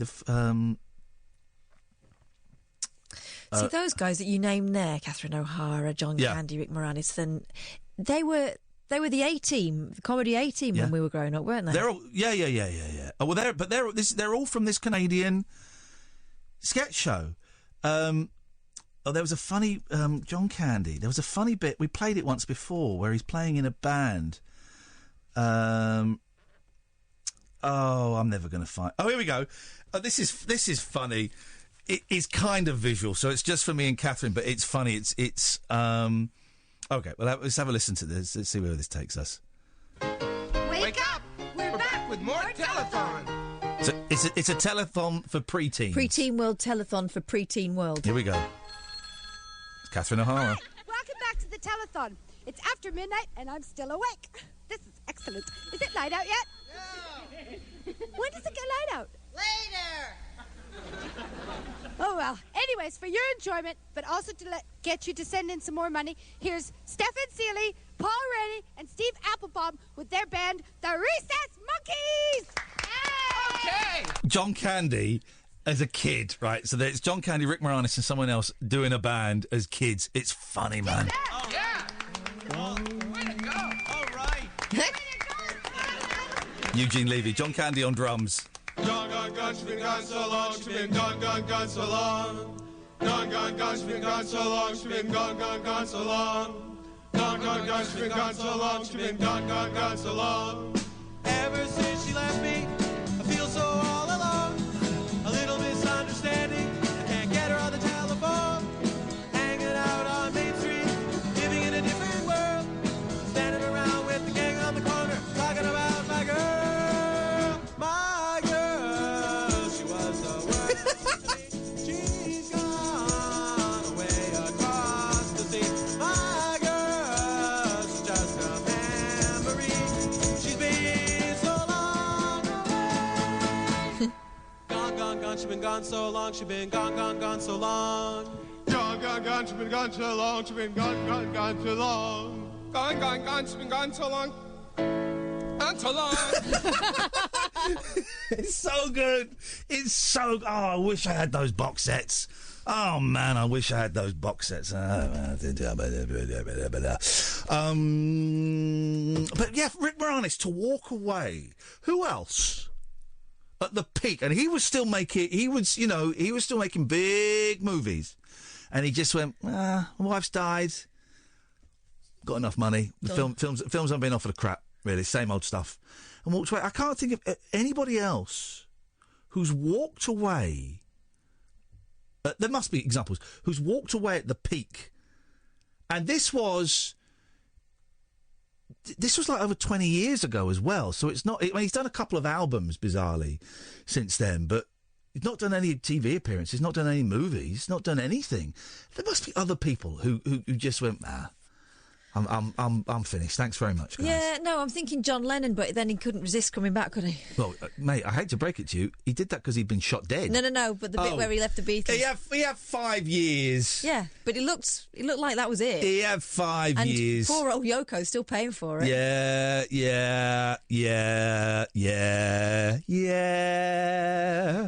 But the thing with John Lennon is before he did that, Yoko Ono said, you need to go off and have sex with someone. You need to go and you need to go off. She found him a friend, didn't she? Their assistant, May Pang. I was at I was at a convention and May Pang was there, selling signed photos and stuff. It was the weirdest thing. She was sat next to... Who was May Pang sat next? I should have gone and spoken to her, but I was a bit shy. She was sat next to Billy J. Kramer. That was when they just sat there, Billy J. Kramer and May Pang selling signed photos and stuff like that. Weird old world. But he went off with her for 18 months and just got drunk and was obnoxious. Well, so maybe she handed her mate the poison chalice. Maybe, yeah, maybe. You can go do that and then come back when you're finished. Come back and let Mama sort you out. He used to call her mother as well. I know he did. So we're taking calls straight to air. If you come on and you are dull, you will get belled off. So be careful. Let's go to line one. One, you're on the wireless. Hi, Ian, it's Nigel. Hello, Nigel. Be careful. Don't be dull, otherwise you get belled off. No, I rang up to do your song. Cheer you up. Okay. I was going to do Mandy. Do you like Mandy? From It's not up to me. It's Katherine has got the bell. You need to speak to Katherine. She's got the bell. I do like Mandy, but let's see if I like your Mandy. If you get belled off, don't take it personally. No. All right. I'll do it now. Here we go. I remember. Oh. Are you going to do it, or is it just... Yeah, I'm just going to do it. Okay. Shadows of a man, face through a window, crying in the night. Night goes into morning's just another day. Happy people pass my way. Looking in their eyes, I see a memory. I never realized how happy you made me. Oh, Mandy, well, you came and you gave without taking, but I sent you away. Oh, Mandy, well, you kissed me and stopped me from shaking. And I need you today, oh, Mandy. He's so generous. I'm standing on the edge of time. I'm walking away, then love was mine. Caught up in the world, up uphill climbing. The tears are in my eyes, bell him off. and nothing is happening, oh man. Yeah, that's the bell. That was the bell. That was the bell. You did that, Yes, not I did. me. Line 3, you're on the wireless. Hi, Ian. Hello, line 3. I'd just like to say that I'm really enjoying the radio station at the minute. Thanks very much indeed. I'm just raging. Why are you raging, mate? Honestly, mate, it's just a rough time in my life. Oh. Okay, let's go to line 2. Seems like he's having a good time. 2, you're on the wireless. Hello? Hello? Ian. You're on the air. Don't be boring, otherwise you get belled off. No, I'm not going to be boring. I just wanted to, like as I've had... Let's go to line 3. 3, you're on the wireless. Hello. Hello, line 3. Nigel again. Hello, Nigel. I'm sorry if I went on too long, but I couldn't hear you talking to me at the same time as the music going. That's okay. It was Katherine belled you off. She thought you were boring. I thought that was harsh. Ian did it. I don't have the Ian bell. did it, but- No, I didn't have Ian used my hand. Never mind. It's only a bit of fun. Isn't it? It's only a bit of fun, Nigel. Yeah. Don't take it personally. But you lasted a lot longer than some people. Now. Okay. I'll listen on the internet now to all the other callers. Yeah, All right. Good idea. All right. I'll enjoy it. See you later, Ian. I'll be the judge of that. Let's take a break. Do you know what? We might as well do this at the end of the show. I'm having fun tonight. I think it's encouraging people to up their game. We're going to watch a little bit of Rick Moranis during the break. His tribute to the greatest backing vocalist of all time, Michael McDonald. All right, well, I think I remember that sketch. All right, don't call him for the next 5-6 minutes because we're going to have a little breakington. Then when we come back, we'll have another hour of taking your calls straight to air. And I like the vibe. It's slowing down a little bit, but that's good. It's Friday night. We might have a flurry. I think there's going to be a flurry. I think we're going to have a flurry. I've just got a feeling that we're going to have a flurry. Should say if we're going to be in Manchester tomorrow, which is very, very exciting, and we're going to be in Manchester on Sunday.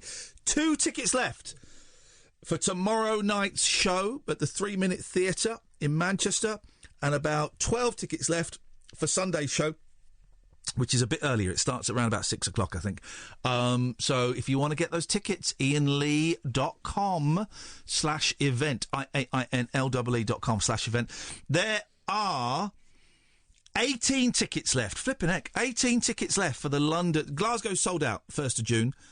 23rd of June, 6 o'clock show, 5:45, 6 o'clock show. London, 18 tickets left. 18 tickets left. And then the 6th of July, it's a lunchtime show in Shaftesbury and Dorset. There are 134 tickets left. So, and I don't know how many there are for Belfast, but I've got a feeling Belfast is going to get cancelled unless there's a big rush. So, if you want those tickets, go to iainlee.com/event and sign up. Thank you very much indeed. When we come back from the news, another hour of your calls straight to air. And please, please, please do your best not to bore Kath. This is Talk Radio. The Late Night Alternative with Iain Lee on Talk Radio. We have ways of making you talk. Yeah. Are we on the air? Yes. Sorry, I was miles away then. I was watching Rick Moranis as Michael McDonald. I didn't know. What was that short? That was a short news. There's nothing happening in the world. Let's come back with the Beatles, with the Beatles song I said. This is Paul McCartney, Wings. Denny Lane, who we have had on the show, doing the great song, I've Just Seen a Face. Have some of this.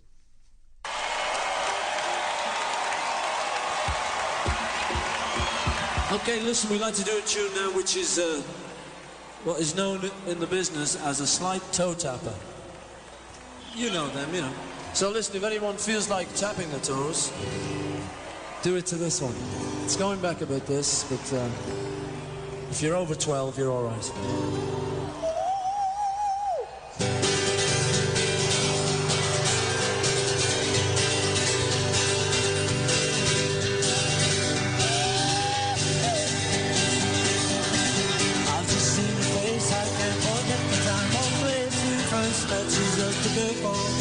I want all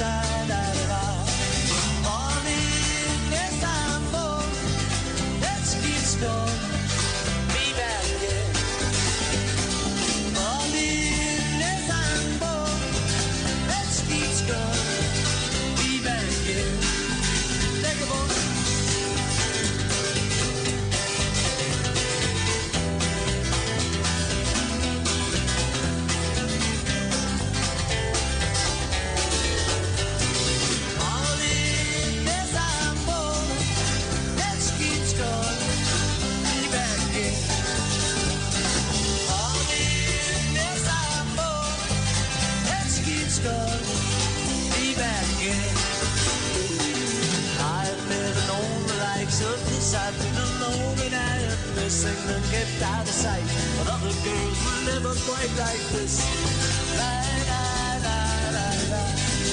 All in Desambo, Eskimskor, vive aquel.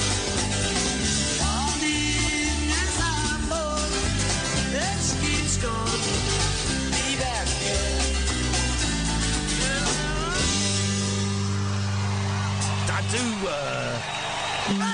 I do like Paul McCartney. What's funny is we've had Paul McCartney's brother sat where you're sat now. The other fella playing guitar, Denny Lane, we've had on the phone. We had him for an hour, didn't we? Mm-hmm. He was great, man. He was great. Paul McCartney's cousin. Paul McCartney's cousin, of course. We've had Kate on, haven't we? Kate Robbins. McCartney, we're coming for you, buddy. We're coming for you, and we're going to get you. Not in that sense, in a nice, friendly... Yeah. You're like being got. You're like being got. Something's happening with my throat. I'm coming down with something, guys. Being very brave about it, but I'm coming down with something.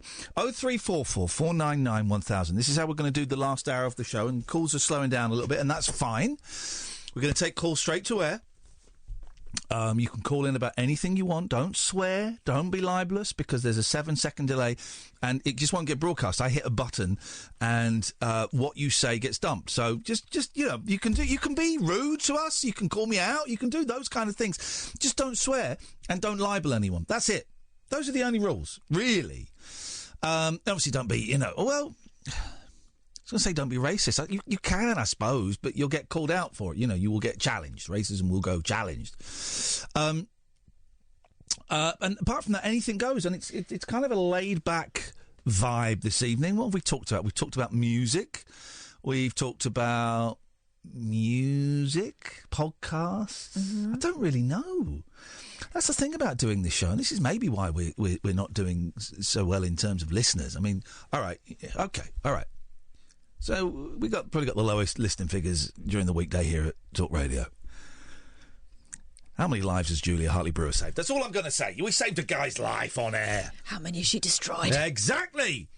But it's a particularly unstructured show this week. Next week, I tell you partly why. Partly because of the disappointment of the figures yesterday, and I don't want to. I'm not going on about it, but it's.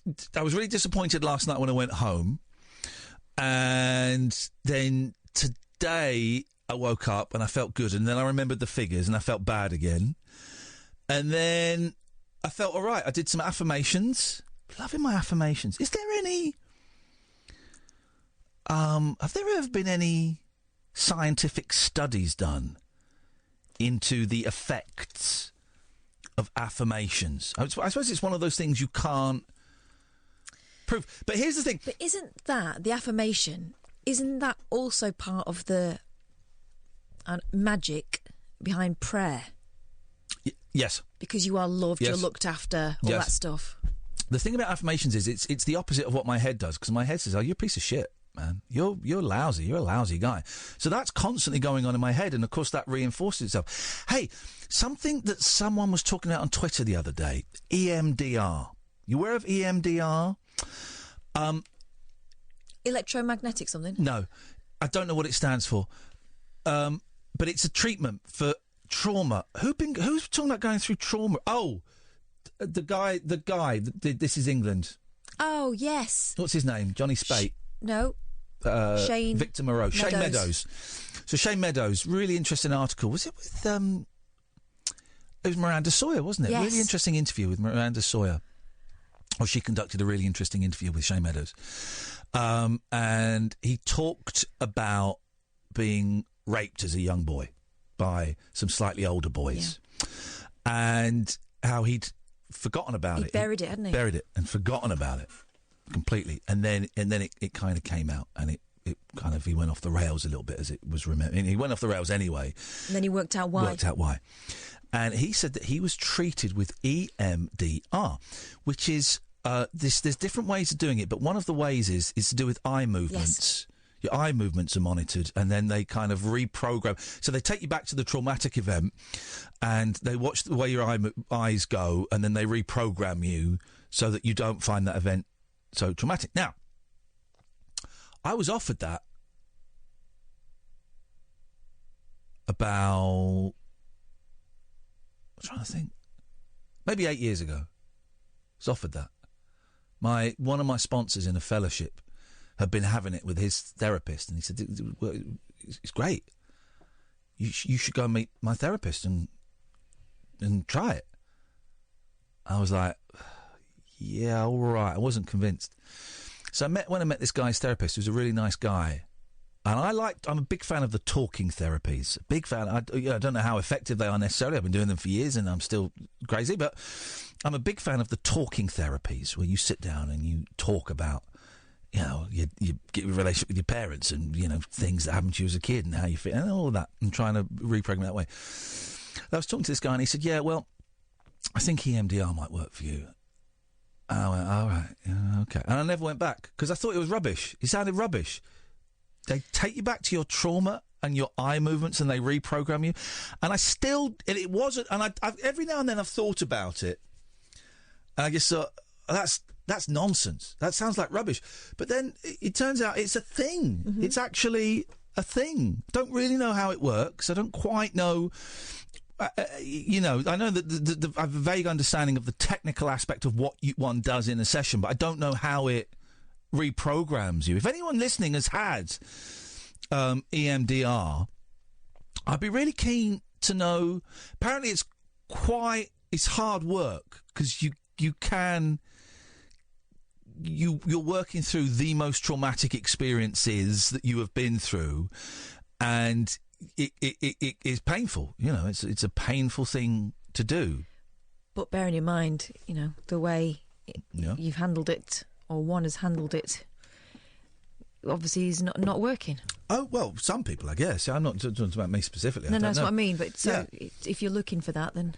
Yeah, but it's still, even reading Shane Meadows talk so eloquently about it, and then loads of people tweeting in response to Miranda Sawyer's, one of the few people I follow, in response to her linking to the story, going, oh yeah, I had EMDR, and it totally turned my life around. But I'm still looking at it going, it's rubbish. It's rubbish. I've got a thing here from the EMDR Institute. Eye movement desensitisation and reprocessing. Okay. Originally designed to alleviate the distress associated with traumatic memories. After successful treatment with EDMR therapy, effective distress is relieved, negative beliefs are reformulated, and physiological arousal is reduced. Okay. I don't really know what any of that means. I'm also aware it's coming from their website, so it's going to be... Hey guys, this is great. If you just blink your eyes, we can save your life. I don't know. I've heard a few people. Now you tell me what it is. EMDR it didn't ring a bell, but I have heard of that thing, and I'm pretty sure I've seen it on TV that it works for some people. But whether it's placebo or what, well, who knows? 0344 499 1000. Do not be dull, otherwise you will get cut off. Let's go to line one. Good evening, line one. Don't go breaking my cock. Because I'm not gay. Unfortunately, Iain Lee was not as famous as Ricky Gervais. But that's life. Don't know breaking my cock. I'm like Owen. Unfortunately, Iain Lee was not as rich as Sacha Baron Cohen. I'm not gay.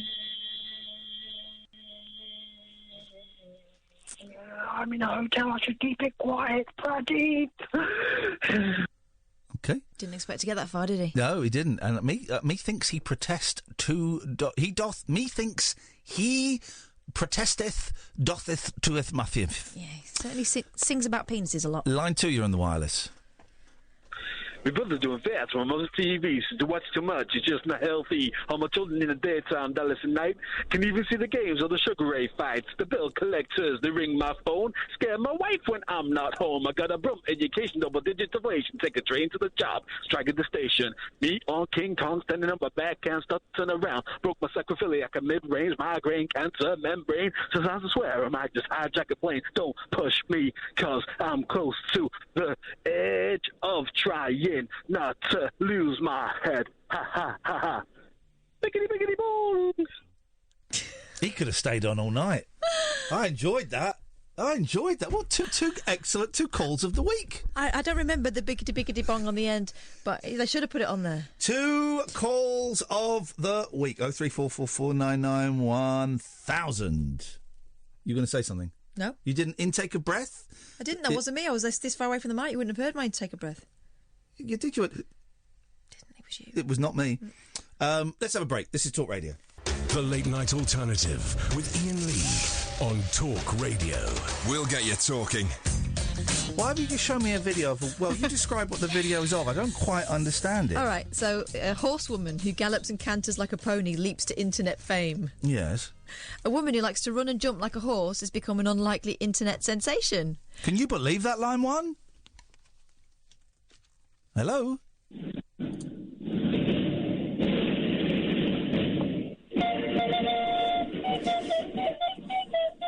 Oh.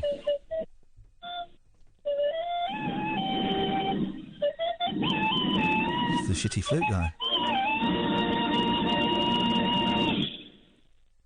Okay, thank you. Carry I on. enjoyed that very much. Carry on. Her name is Isla Christina. She has an Instagram account where she regularly posts videos of herself cantering around fields and even leaping over hurdles as if she were a horse. Why? Nobody's quite sure. Okay. All we know about equestrian pedestrian Isla Like that. That's is clever. that she's quite an anxious individual. She once had a major panic attack about skin cancer after spotting a mole. And doesn't post That's any... understandable. That's not. I know. That's not irrational. Not anxious, no. is it? And doesn't post any explanation about her unusual hobby alongside her videos. I like her. She's been doing it for a while, although she recently deleted her old Instagram account before returning to the platform a few weeks ago. Since then, one of her equine displays went wild on German Twitter, and from that her fame has spread to the UK. German Twitter! She loves horses. Isla told Daily Star Online how she got started. I started when I was 4 years old. I loved dogs and I wanted to be a dog myself. From then, things developed into... Oh, it's at the end of that. From there, things developed into her current unique pastime. She says she tries not to pay attention to the stares of passers-by. There are quite a few who find it strange. I try not to think about it and just do what I like. I think part of the attraction, if I may interject, is that she's got a lovely, round, juicy bottom. And, is that you saying that? Yeah, and... there is an arse on display there. And the way she runs means that it's quite prominent. Yeah. But it is an extraordinary thing to do. Fair play. It's very peculiar, isn't it? Very peculiar. Oh. Hello, line one. Oh, that's me. Yeah. Hello. Hello, line one. Don't be boring, otherwise you get donged off. Oh, we're still doing this. Excellent. I actually Excellent, he says. Excellent. With a slight hint of panic in his voice. Oh, we're still doing this. Excellent. I called to invite you, if you're interested, to the seating call for the orchestra that I perform with the day when you visit the place where I currently abide. To invite us to the what? Seating call for the orchestra, because we have a performance the same time that you do. Yeah, of course you do. Yeah, Glasgow, yeah. But we have a seating call at 6 o'clock for 45 minutes. And I wondered if you'd be interested in a little musical diversion. Oh, God. We're literally rehearsing about 2 minutes walk from where you will be performing. How do the timings work with that? Can we do that? Hey, listen, because I was thinking, what a shame that we're not going to be able to see you, because I don't want to see you do your magic. I need... right, okay, because that's kind of when we're going to be setting up. I need to see what time... I need to... Everyone just calm down. Calm down. I want to see Paul bang his bongos. Sorry. Firstly... You're just so... Have you had a gin or something? You're being vulgar tonight. Not yet. Firstly, thank you for the invitation. That is very, very kind and very generous. And if we can make it work, yes. Secondly, I don't know if we can make it work. I need to check what time we can get into the venue, and I need to see how difficult it's going to be to set up. I've got a feeling this one's going to be quite a tricky one to set up, just from the communicazione I have had with the venue. I don't know. But if we can make it work, Paul, we would absolutely love to. Yes, of course we would. If not, if we're only 2 minutes away, could you just play really loud and we'll open a window? Could I sing a song with your band? I ask. You ask if they know any Beatles, and I'll come and sing a Beatles song, and that'll be a tribute. That'll be good for morale in the orchestra, because I've been on TV, and I'll make them feel good about themselves. Oh, I'd love to, Paul. If we can make it work, mate, I'd absolutely love to. Yeah, that would be a thrill. Thank you for even considering us.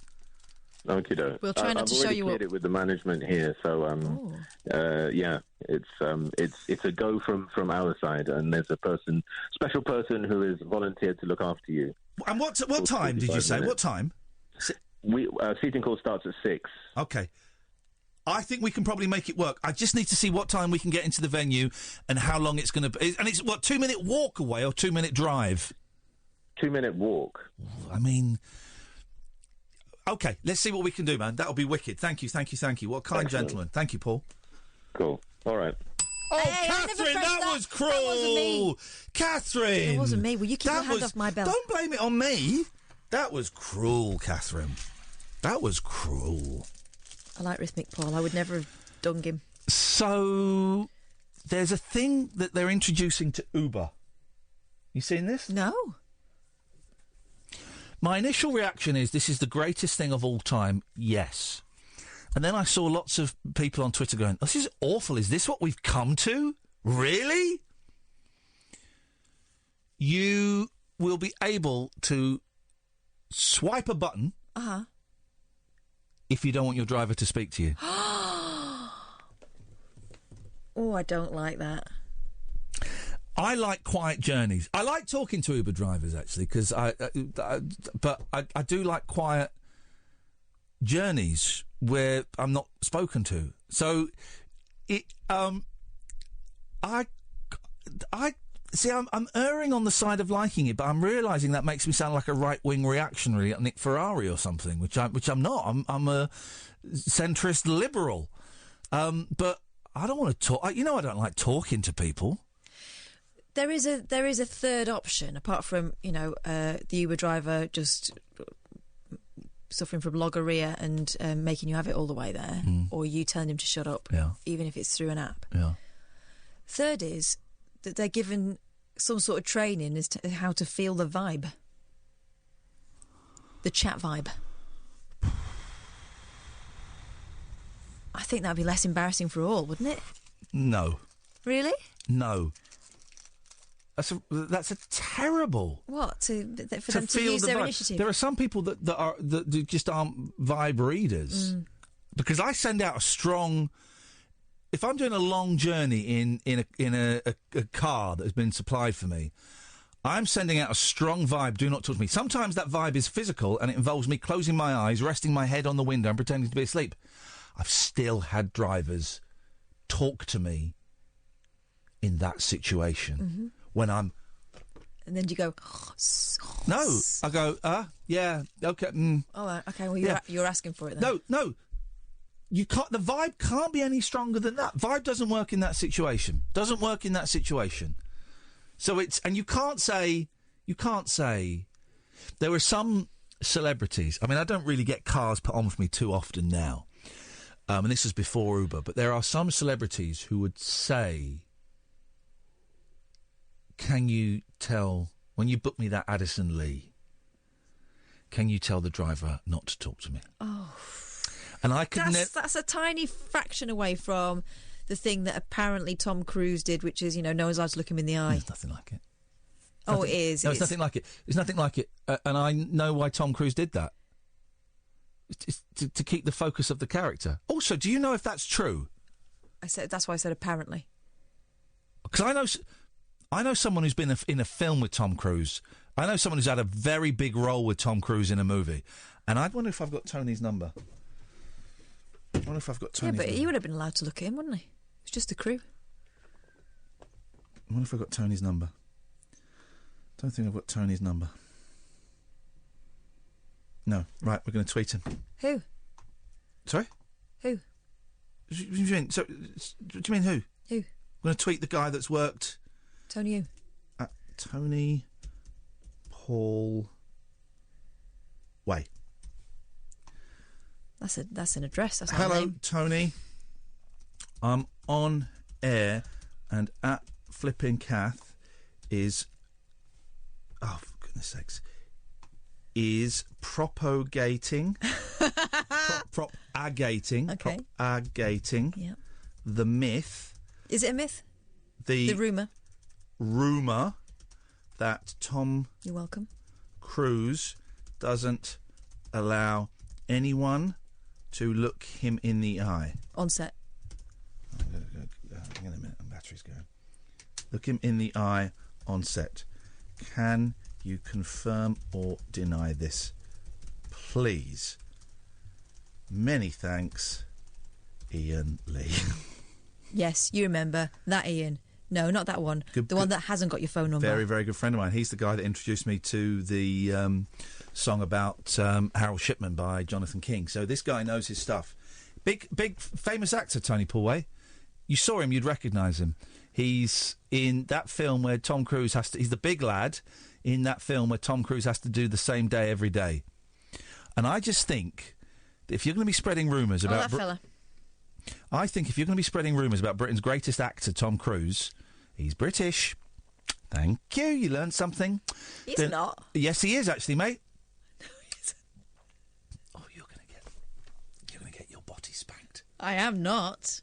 By who and whose army? Not the body spanking army. If you're going to spread rumours about Britain's greatest actor... What, you were telling me about Thomas Cruise Mapother? You just got to be careful. You know he's from Louisville, Kentucky. That's where he moved when he was very, very young. And where is he from before that? He's from Liverpool. He's from the pool. Of course he is. Oh, mate. You're going to get your ass handed to you on a plate. Born Syracuse. Yeah. New York. Incorrect data. United States. Oh, okay. Oh, you're like a conspiracy theorist. You believe everything you read online, is it? Yeah. Is it? Over what you tell me, yes. Okay. I think the eyeline thing is... Also, no. Boom. She's gone. She's gone. Here's the thing. This is what it is. I've worked on movie sets. Uh-huh. I've worked on movie sets. Yeah. I did the props on a movie set, on a movie. And here's... Is that the one where you pooed your pants? That is the one where I didn't poo my pants, I pooed the bed, if you must know. I had a very upset son in Pakistan and I'd taken a Valium. So I didn't wake up, my body didn't wake me up when I needed to release, that's all. Could happen to anyone. Here's the thing. You don't look at any of the actors in the eye. Why? Because it puts them off. Why? Here's the thing. Isn't it more off-putting if they're talking to you and you won't look at them? No. It's not about talking to them. It's like, if I'm doing a scene, right? So, look, if you're acting... No. If you're acting... No. What? That's not what I'm talking about. No, it's not when they're doing a scene. It's on a movie set. When they're walking about. On a movie set. No, when they're walking about. Well, that's bull. That doesn't happen then. That doesn't happen.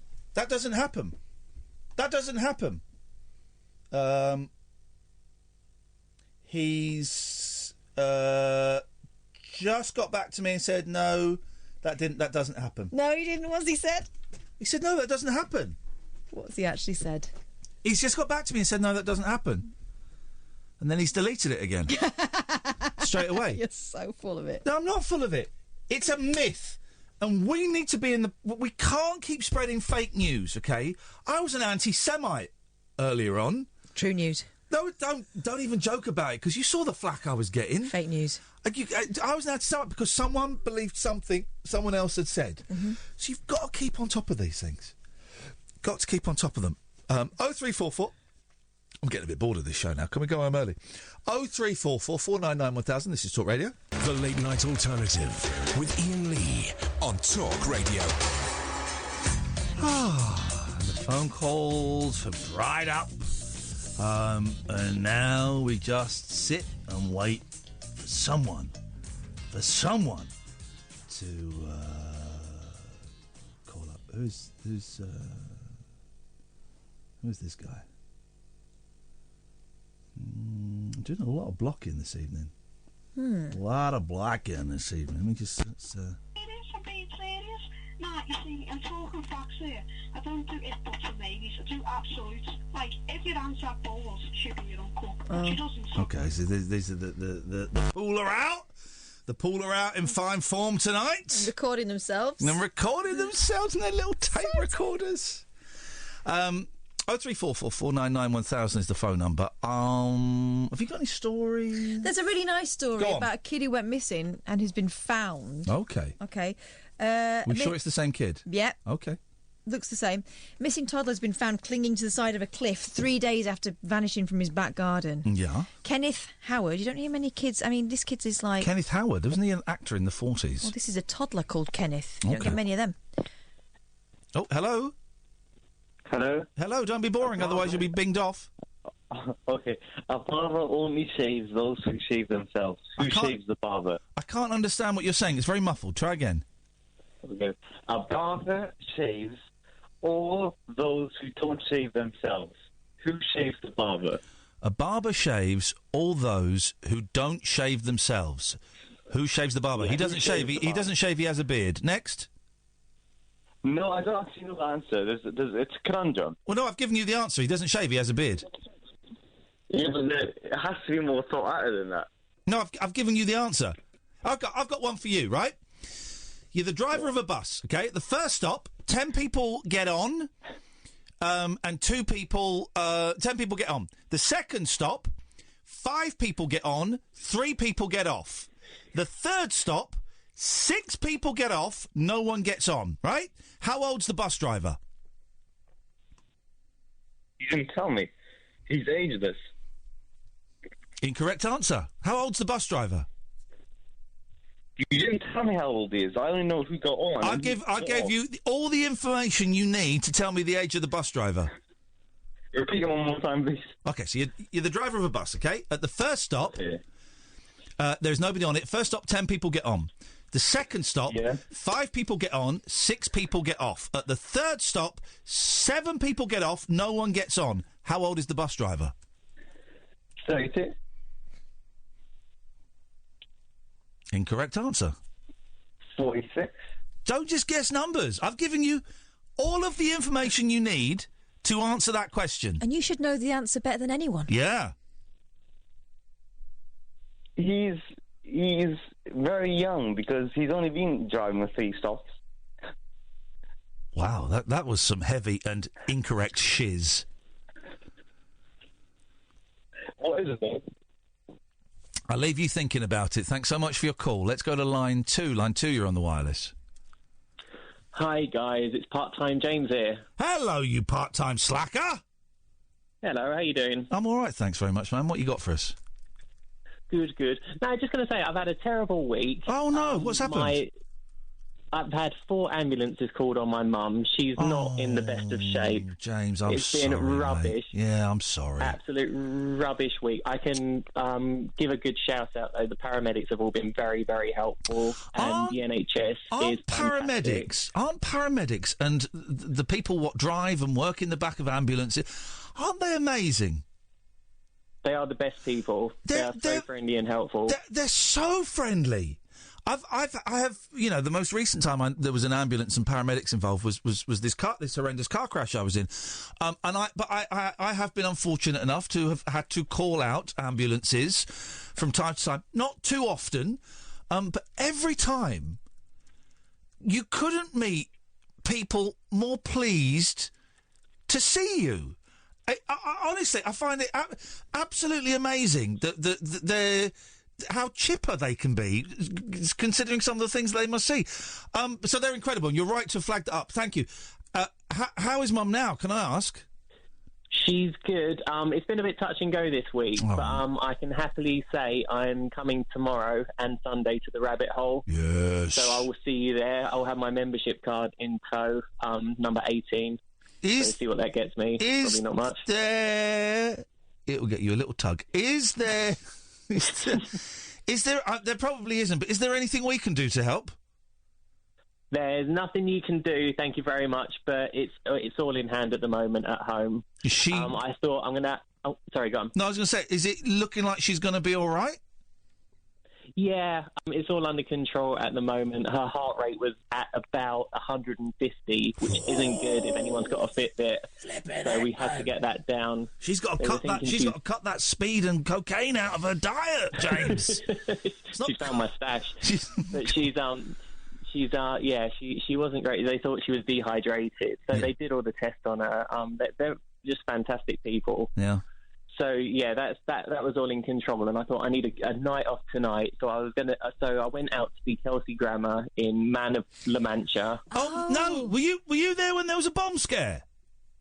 And there was a bomb scare, and it got cancelled. So we were talking about that an hour ago. Oh, James. So that's all. Apart from Mountain Rescue, I've got the full house of emergency services this week. I tell you what. I tell you what I'm going to do for you.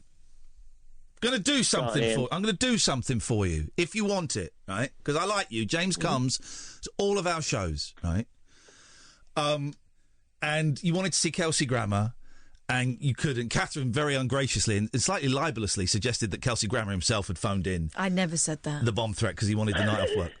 I had a coffee with Kelsey Grammer yesterday because I'm doing this thing on June the 9th. I heard. So I'm doing this thing on June the 9th. And I've got 4 tickets for it, right? Get this, right? One of the tickets is going to Catherine Boyle. Yes. One of the tickets is going to my sister. You're about to give him my ticket? Yes. One of the tickets is going to go to my brother-in-law. And that leaves me with a 4th ticket, James. Ian, that is the nicest gesture. However, being the big fan that I already am... You've not bought one, have you?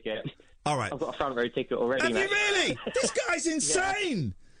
Jeez! Have you got a meet and greet? I haven't got a meet and greet, right. though. I will... listen, I don't know how it's going to work, and I don't want to promise something that I cannot deliver, but come and grab me at the end, and I'm assuming that Kath and my sister and my brother-in-law are going to be able to come to the meet and greet. I'm assuming. I don't know, but I'm pretty sure. Come and grab us. Come and find me at the end, James, and we'll... If I can get... Ian, if I can get you in the meet and greet, then I'll get you into the meet and greet, okay? Thank you so much. Because he walked past me earlier because we evacuated past the stage. Or was it a bomb threat then? Apparently, well, what Twitter is saying... You should have asked him. Apparently, he did it. No, he didn't. What Twitter is saying that a device was activated, but the theatre said that the London Fire Service came, checked it out, gave them the all clear, and they'll be back on tomorrow. Right. Okay. Unlucky, mate. So I don't know what a device activation is. I don't know whether that means a fire alarm going off. Yeah, because we walked past the stage door, and then the lead actress passed us, and then Kelsey did, and I thought this isn't the right time for a selfie, and he went to get a Thai meal, and I thought this isn't good if he's gone to get a Thai meal, so this is going to take a while. So an hour later, we were told, no, sorry, the show's not going ahead. So. Do you get your money back for that?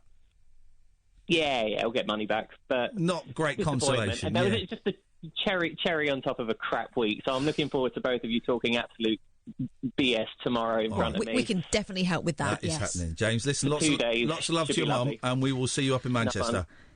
Thank you. So cheers, guys. Cheers, mate. Bye-bye. There we go. There we go. Oh, man, I like him. He comes to nearly all of our shows. Not all. He missed a couple, actually. He was slacking.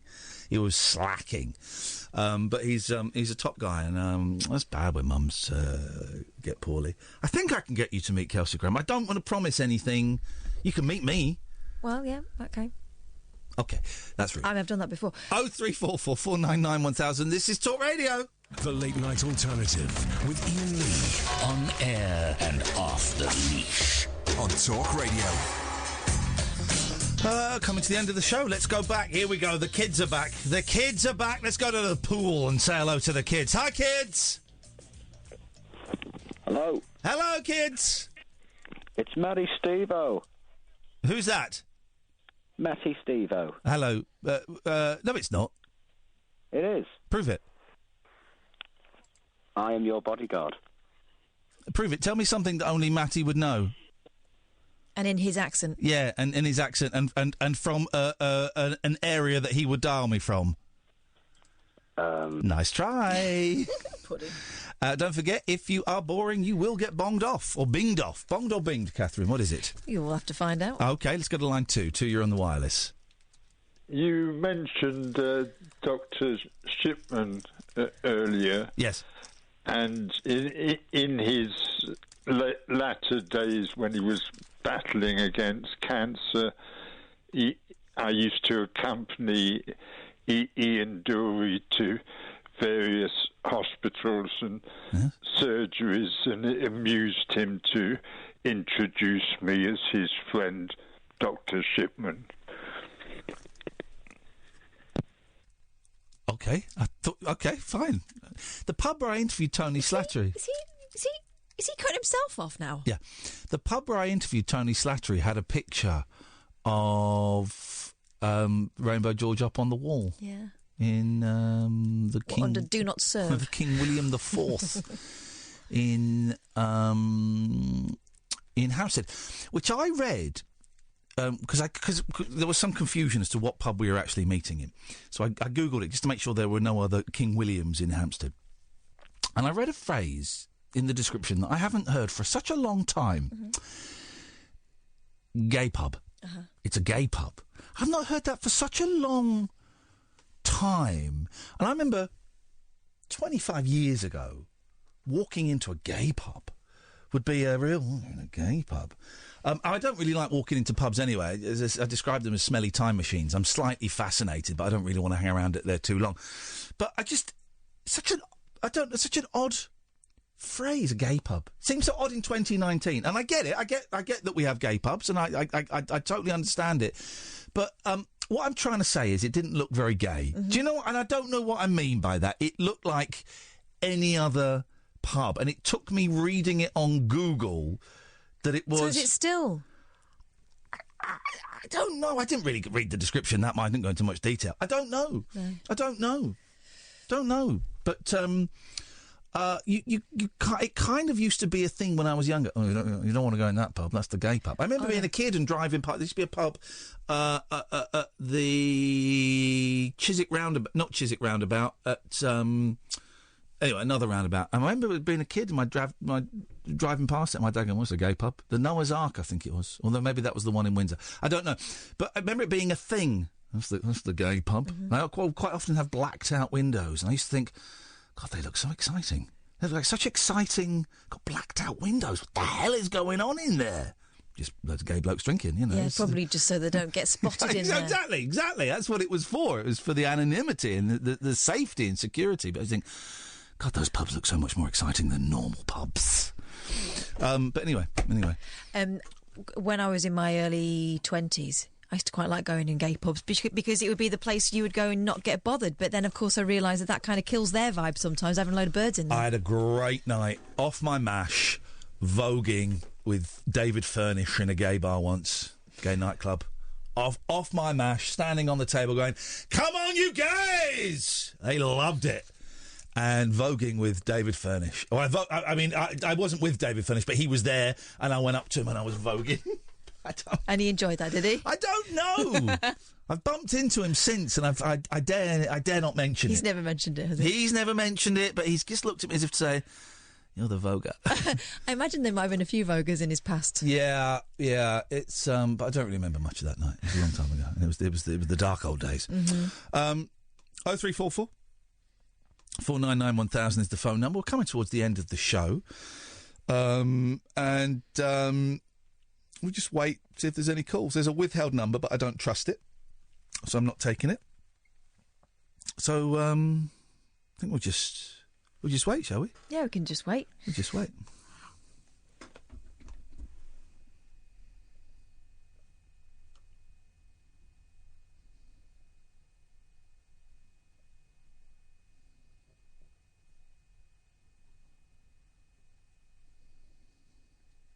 Oh, I meant to say, Remy Nicole's up for next week. Yes. I've suggested Monday. No, Monday I've got the author. I did tell you. At midnight. Oh, midnight. No, I haven't got the author at midnight. Oh, Remy Nicole's coming on. That's exciting. Here we go. If you wait, they will come. Good evening, line one. Don't be boring, otherwise you will get binged off. I love my fags. Okay, fine. It was short but sweet. Short but sweet. We wait. We wait. We go to line two. Good evening, line two. Oh, Ian, it's the Riddler. Got a riddle for you. Okay, before you riddle me this... No, before you riddle me, you have to answer my riddle. Go on. You're the driver of a bus. It is empty as you leave the depot. At the first stop, 10 people get on. At the second stop, 5 people get on, 8 people get off. At the third stop, 6 people get off, no one gets on. How old is the bus driver? Well, you never said anything about that. I gave you all the information you required to tell me the exact age of the bus driver in that specific scenario. You got me on that one. I'm stumped. Okay, well, so that's 1-0 to me. Let's hear your riddle. Okay. If you could buy 1 for £1, 14 for £2, and 145 for £3, what are you buying? Please give me that again. Okay. If you could buy 1 for £1, 14 for £2, and 145 for £3, what are you buying? Let me just think. So, 1 for £1. Yes. 14, did you say, for £2? Yes. And the final sum was 145. Okay, let me have a little think. Has anyone ever got this question correct? Have you tried this on people? I'd say, a few people. I'd probably say about maybe like 3 in 10. So only 30%. How cool would you think I was if I gave you the answer? I'd call you a legend if you got this answer. So if I were to say house numbers, I'd be a legend, would I? Yes, that's 2-0 then. 2-0? 2-0. Raheem, right? Yes. So you're running in a race, yeah? Well done, mate. You're running in a race, okay? Yeah. You're running as fast as you can, and you overtake the person who's in second place. What place are you in? Second. Well done, Raheem. It's 2-1. It's 2-1. He clawed it back, Raheem. You clawed it. Anything else? What is the only letter in the alphabet that does not appear in the periodic table of elements? What? Say that again. What is the only letter of the alphabet that what? That does not appear anywhere on the periodic table. Okay. This is an easy one. Yeah? It's Q. Q? It's actually J. Actually, it's Q. Q? Are you sure? And J. Q. Oh, you're talking about the periodic table. I get confused. Yeah. I was thinking of existing elements. Yeah, it's J. It's J. J and Q is not in any existing elements. It's almost like I'm Googling the answer, you muppet. I'm just trying to find. That's what. Okay, let's go to line. You might have puzzled the Riddler. Line 2, you're on the wireless. I'm your only friend, I'm not your only friend, but I'm a little glowing friend, but really I'm not actually your friend, but I am. There's a picture opposite me of my primitive ancestry who lived on rocky shores and kept the biggest shipwreck free. So I respect it a lot. I'll be fine if that were my job. After killing Jason off and countless screaming Argonauts, bluebird of friendliness, there's a guardian angel, there's nothing less. Blue canary and antler by the light switch, who watches over you? Make a little birdhouse in your soul. Oh, you bottled out of doing the whole thing. I thought you were going to do the whole thing. I thought he was going to do the whole thing. I was going to let him. I was going to... Well, not up to me, of course. Let's go to line 3. 3, you're on the wireless. You mentioned seeing my picture in Hampton. 0344. You're not going to dump us this time. 0344 499 1000 is the telephone number. If you want to give us a call, calls are coming straight to air. Don't be boring. Don't be dull. Otherwise, Katherine is going to ding you off with her bell. But, okay, so we've got another few minutes. Switchboard is empty. Let's just sit. Let's just sit and wait.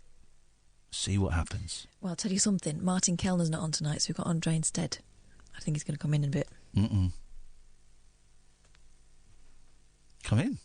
come in. Enter. Come in, enter. Hello. Sit down. Sit down over there. We're just waiting for some calls. Oh, fantastic. Yeah, I'll try and get close to the microphone as I sit down. We're How just- are you? Good, thanks. We're just going to have a little bit of moment silence. So we're going to wait for a call. See if I'm expecting something grand. So let's just wait and see. The finale.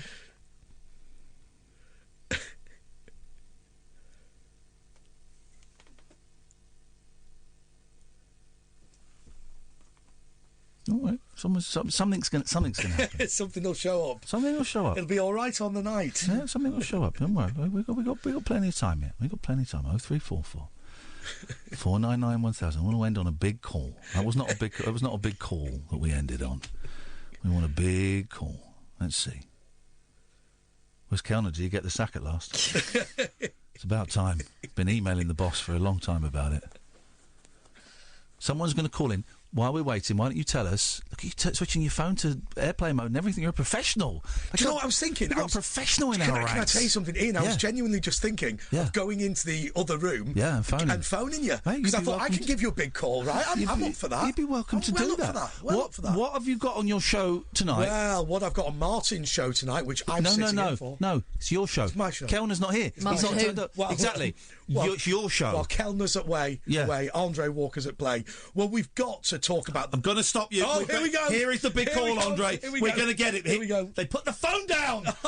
You that is somebody literally trolling They're you. trolling me. Literally Go on, trolling right, you. I'm going to ignore these losers. You tell us what you got. Go on, I've Andre. decided we've got to talk about whether we're going to colonise the moon. Come on, it's the overnight show, right? Yeah. We've got the British Planetary Society who are going to start talking about when we're going to colonise the moon, who's going to colonise the moon, and who's going to be the next person to the moon. You know, there's a conspiracy theory that the dark side of the moon, there's like buildings and stuff. Okay. On there. A lot of people think that there are buildings and factories on the dark side of the moon because no one's ever seen it. I'm well up for going and finding out. And by the way, you're going up there? I'm up for that. I'm up for going. You'd go, wouldn't you? No, I get travel sick. I tell you what put me off. It was seeing that James Bond film where he gets spun around in the centrifuge. That is what G-force is like. But you wouldn't get problems with turbulence when you've got no atmosphere. But there's the takeoff. Yeah, that's true. And also because you're like floating around, your body doesn't know which way is up. It would be like being in a fairground ride. Well, isn't down always where your feet are on the planet, and up is sort of space?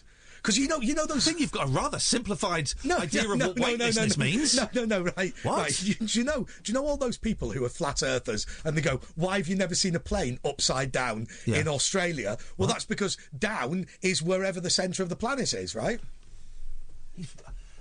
We've got a scientist. We've got brains on tonight. Just nod and smile. My God, this guy's bright. Anyway, talking of other planets, I've decided we've got to run through the Eurovision runners and riders because they're on another planet. So when is because now the Eurovision goes on for ages, doesn't it? So when is like what we would call the Eurovision that we used to watch with our mum and dads? Well, you see, it's after midnight, therefore it is tonight. Oh, wowzers, gosh. I mean, look, I don't want to be rude to those people that watch the semi-finals, but all they do is I think they put most people through anyway. And therefore, it's kind of just watching. Oh, God bless them, little Slovenia lose, and I don't know, Bosnia, the kind of little countries where they've got. Because remember, the winner is always going to be who's got the maximum number of people that have emigrated to another European country. The winner is going to be whoever sucks up to Putin the most these days. It's corrupt.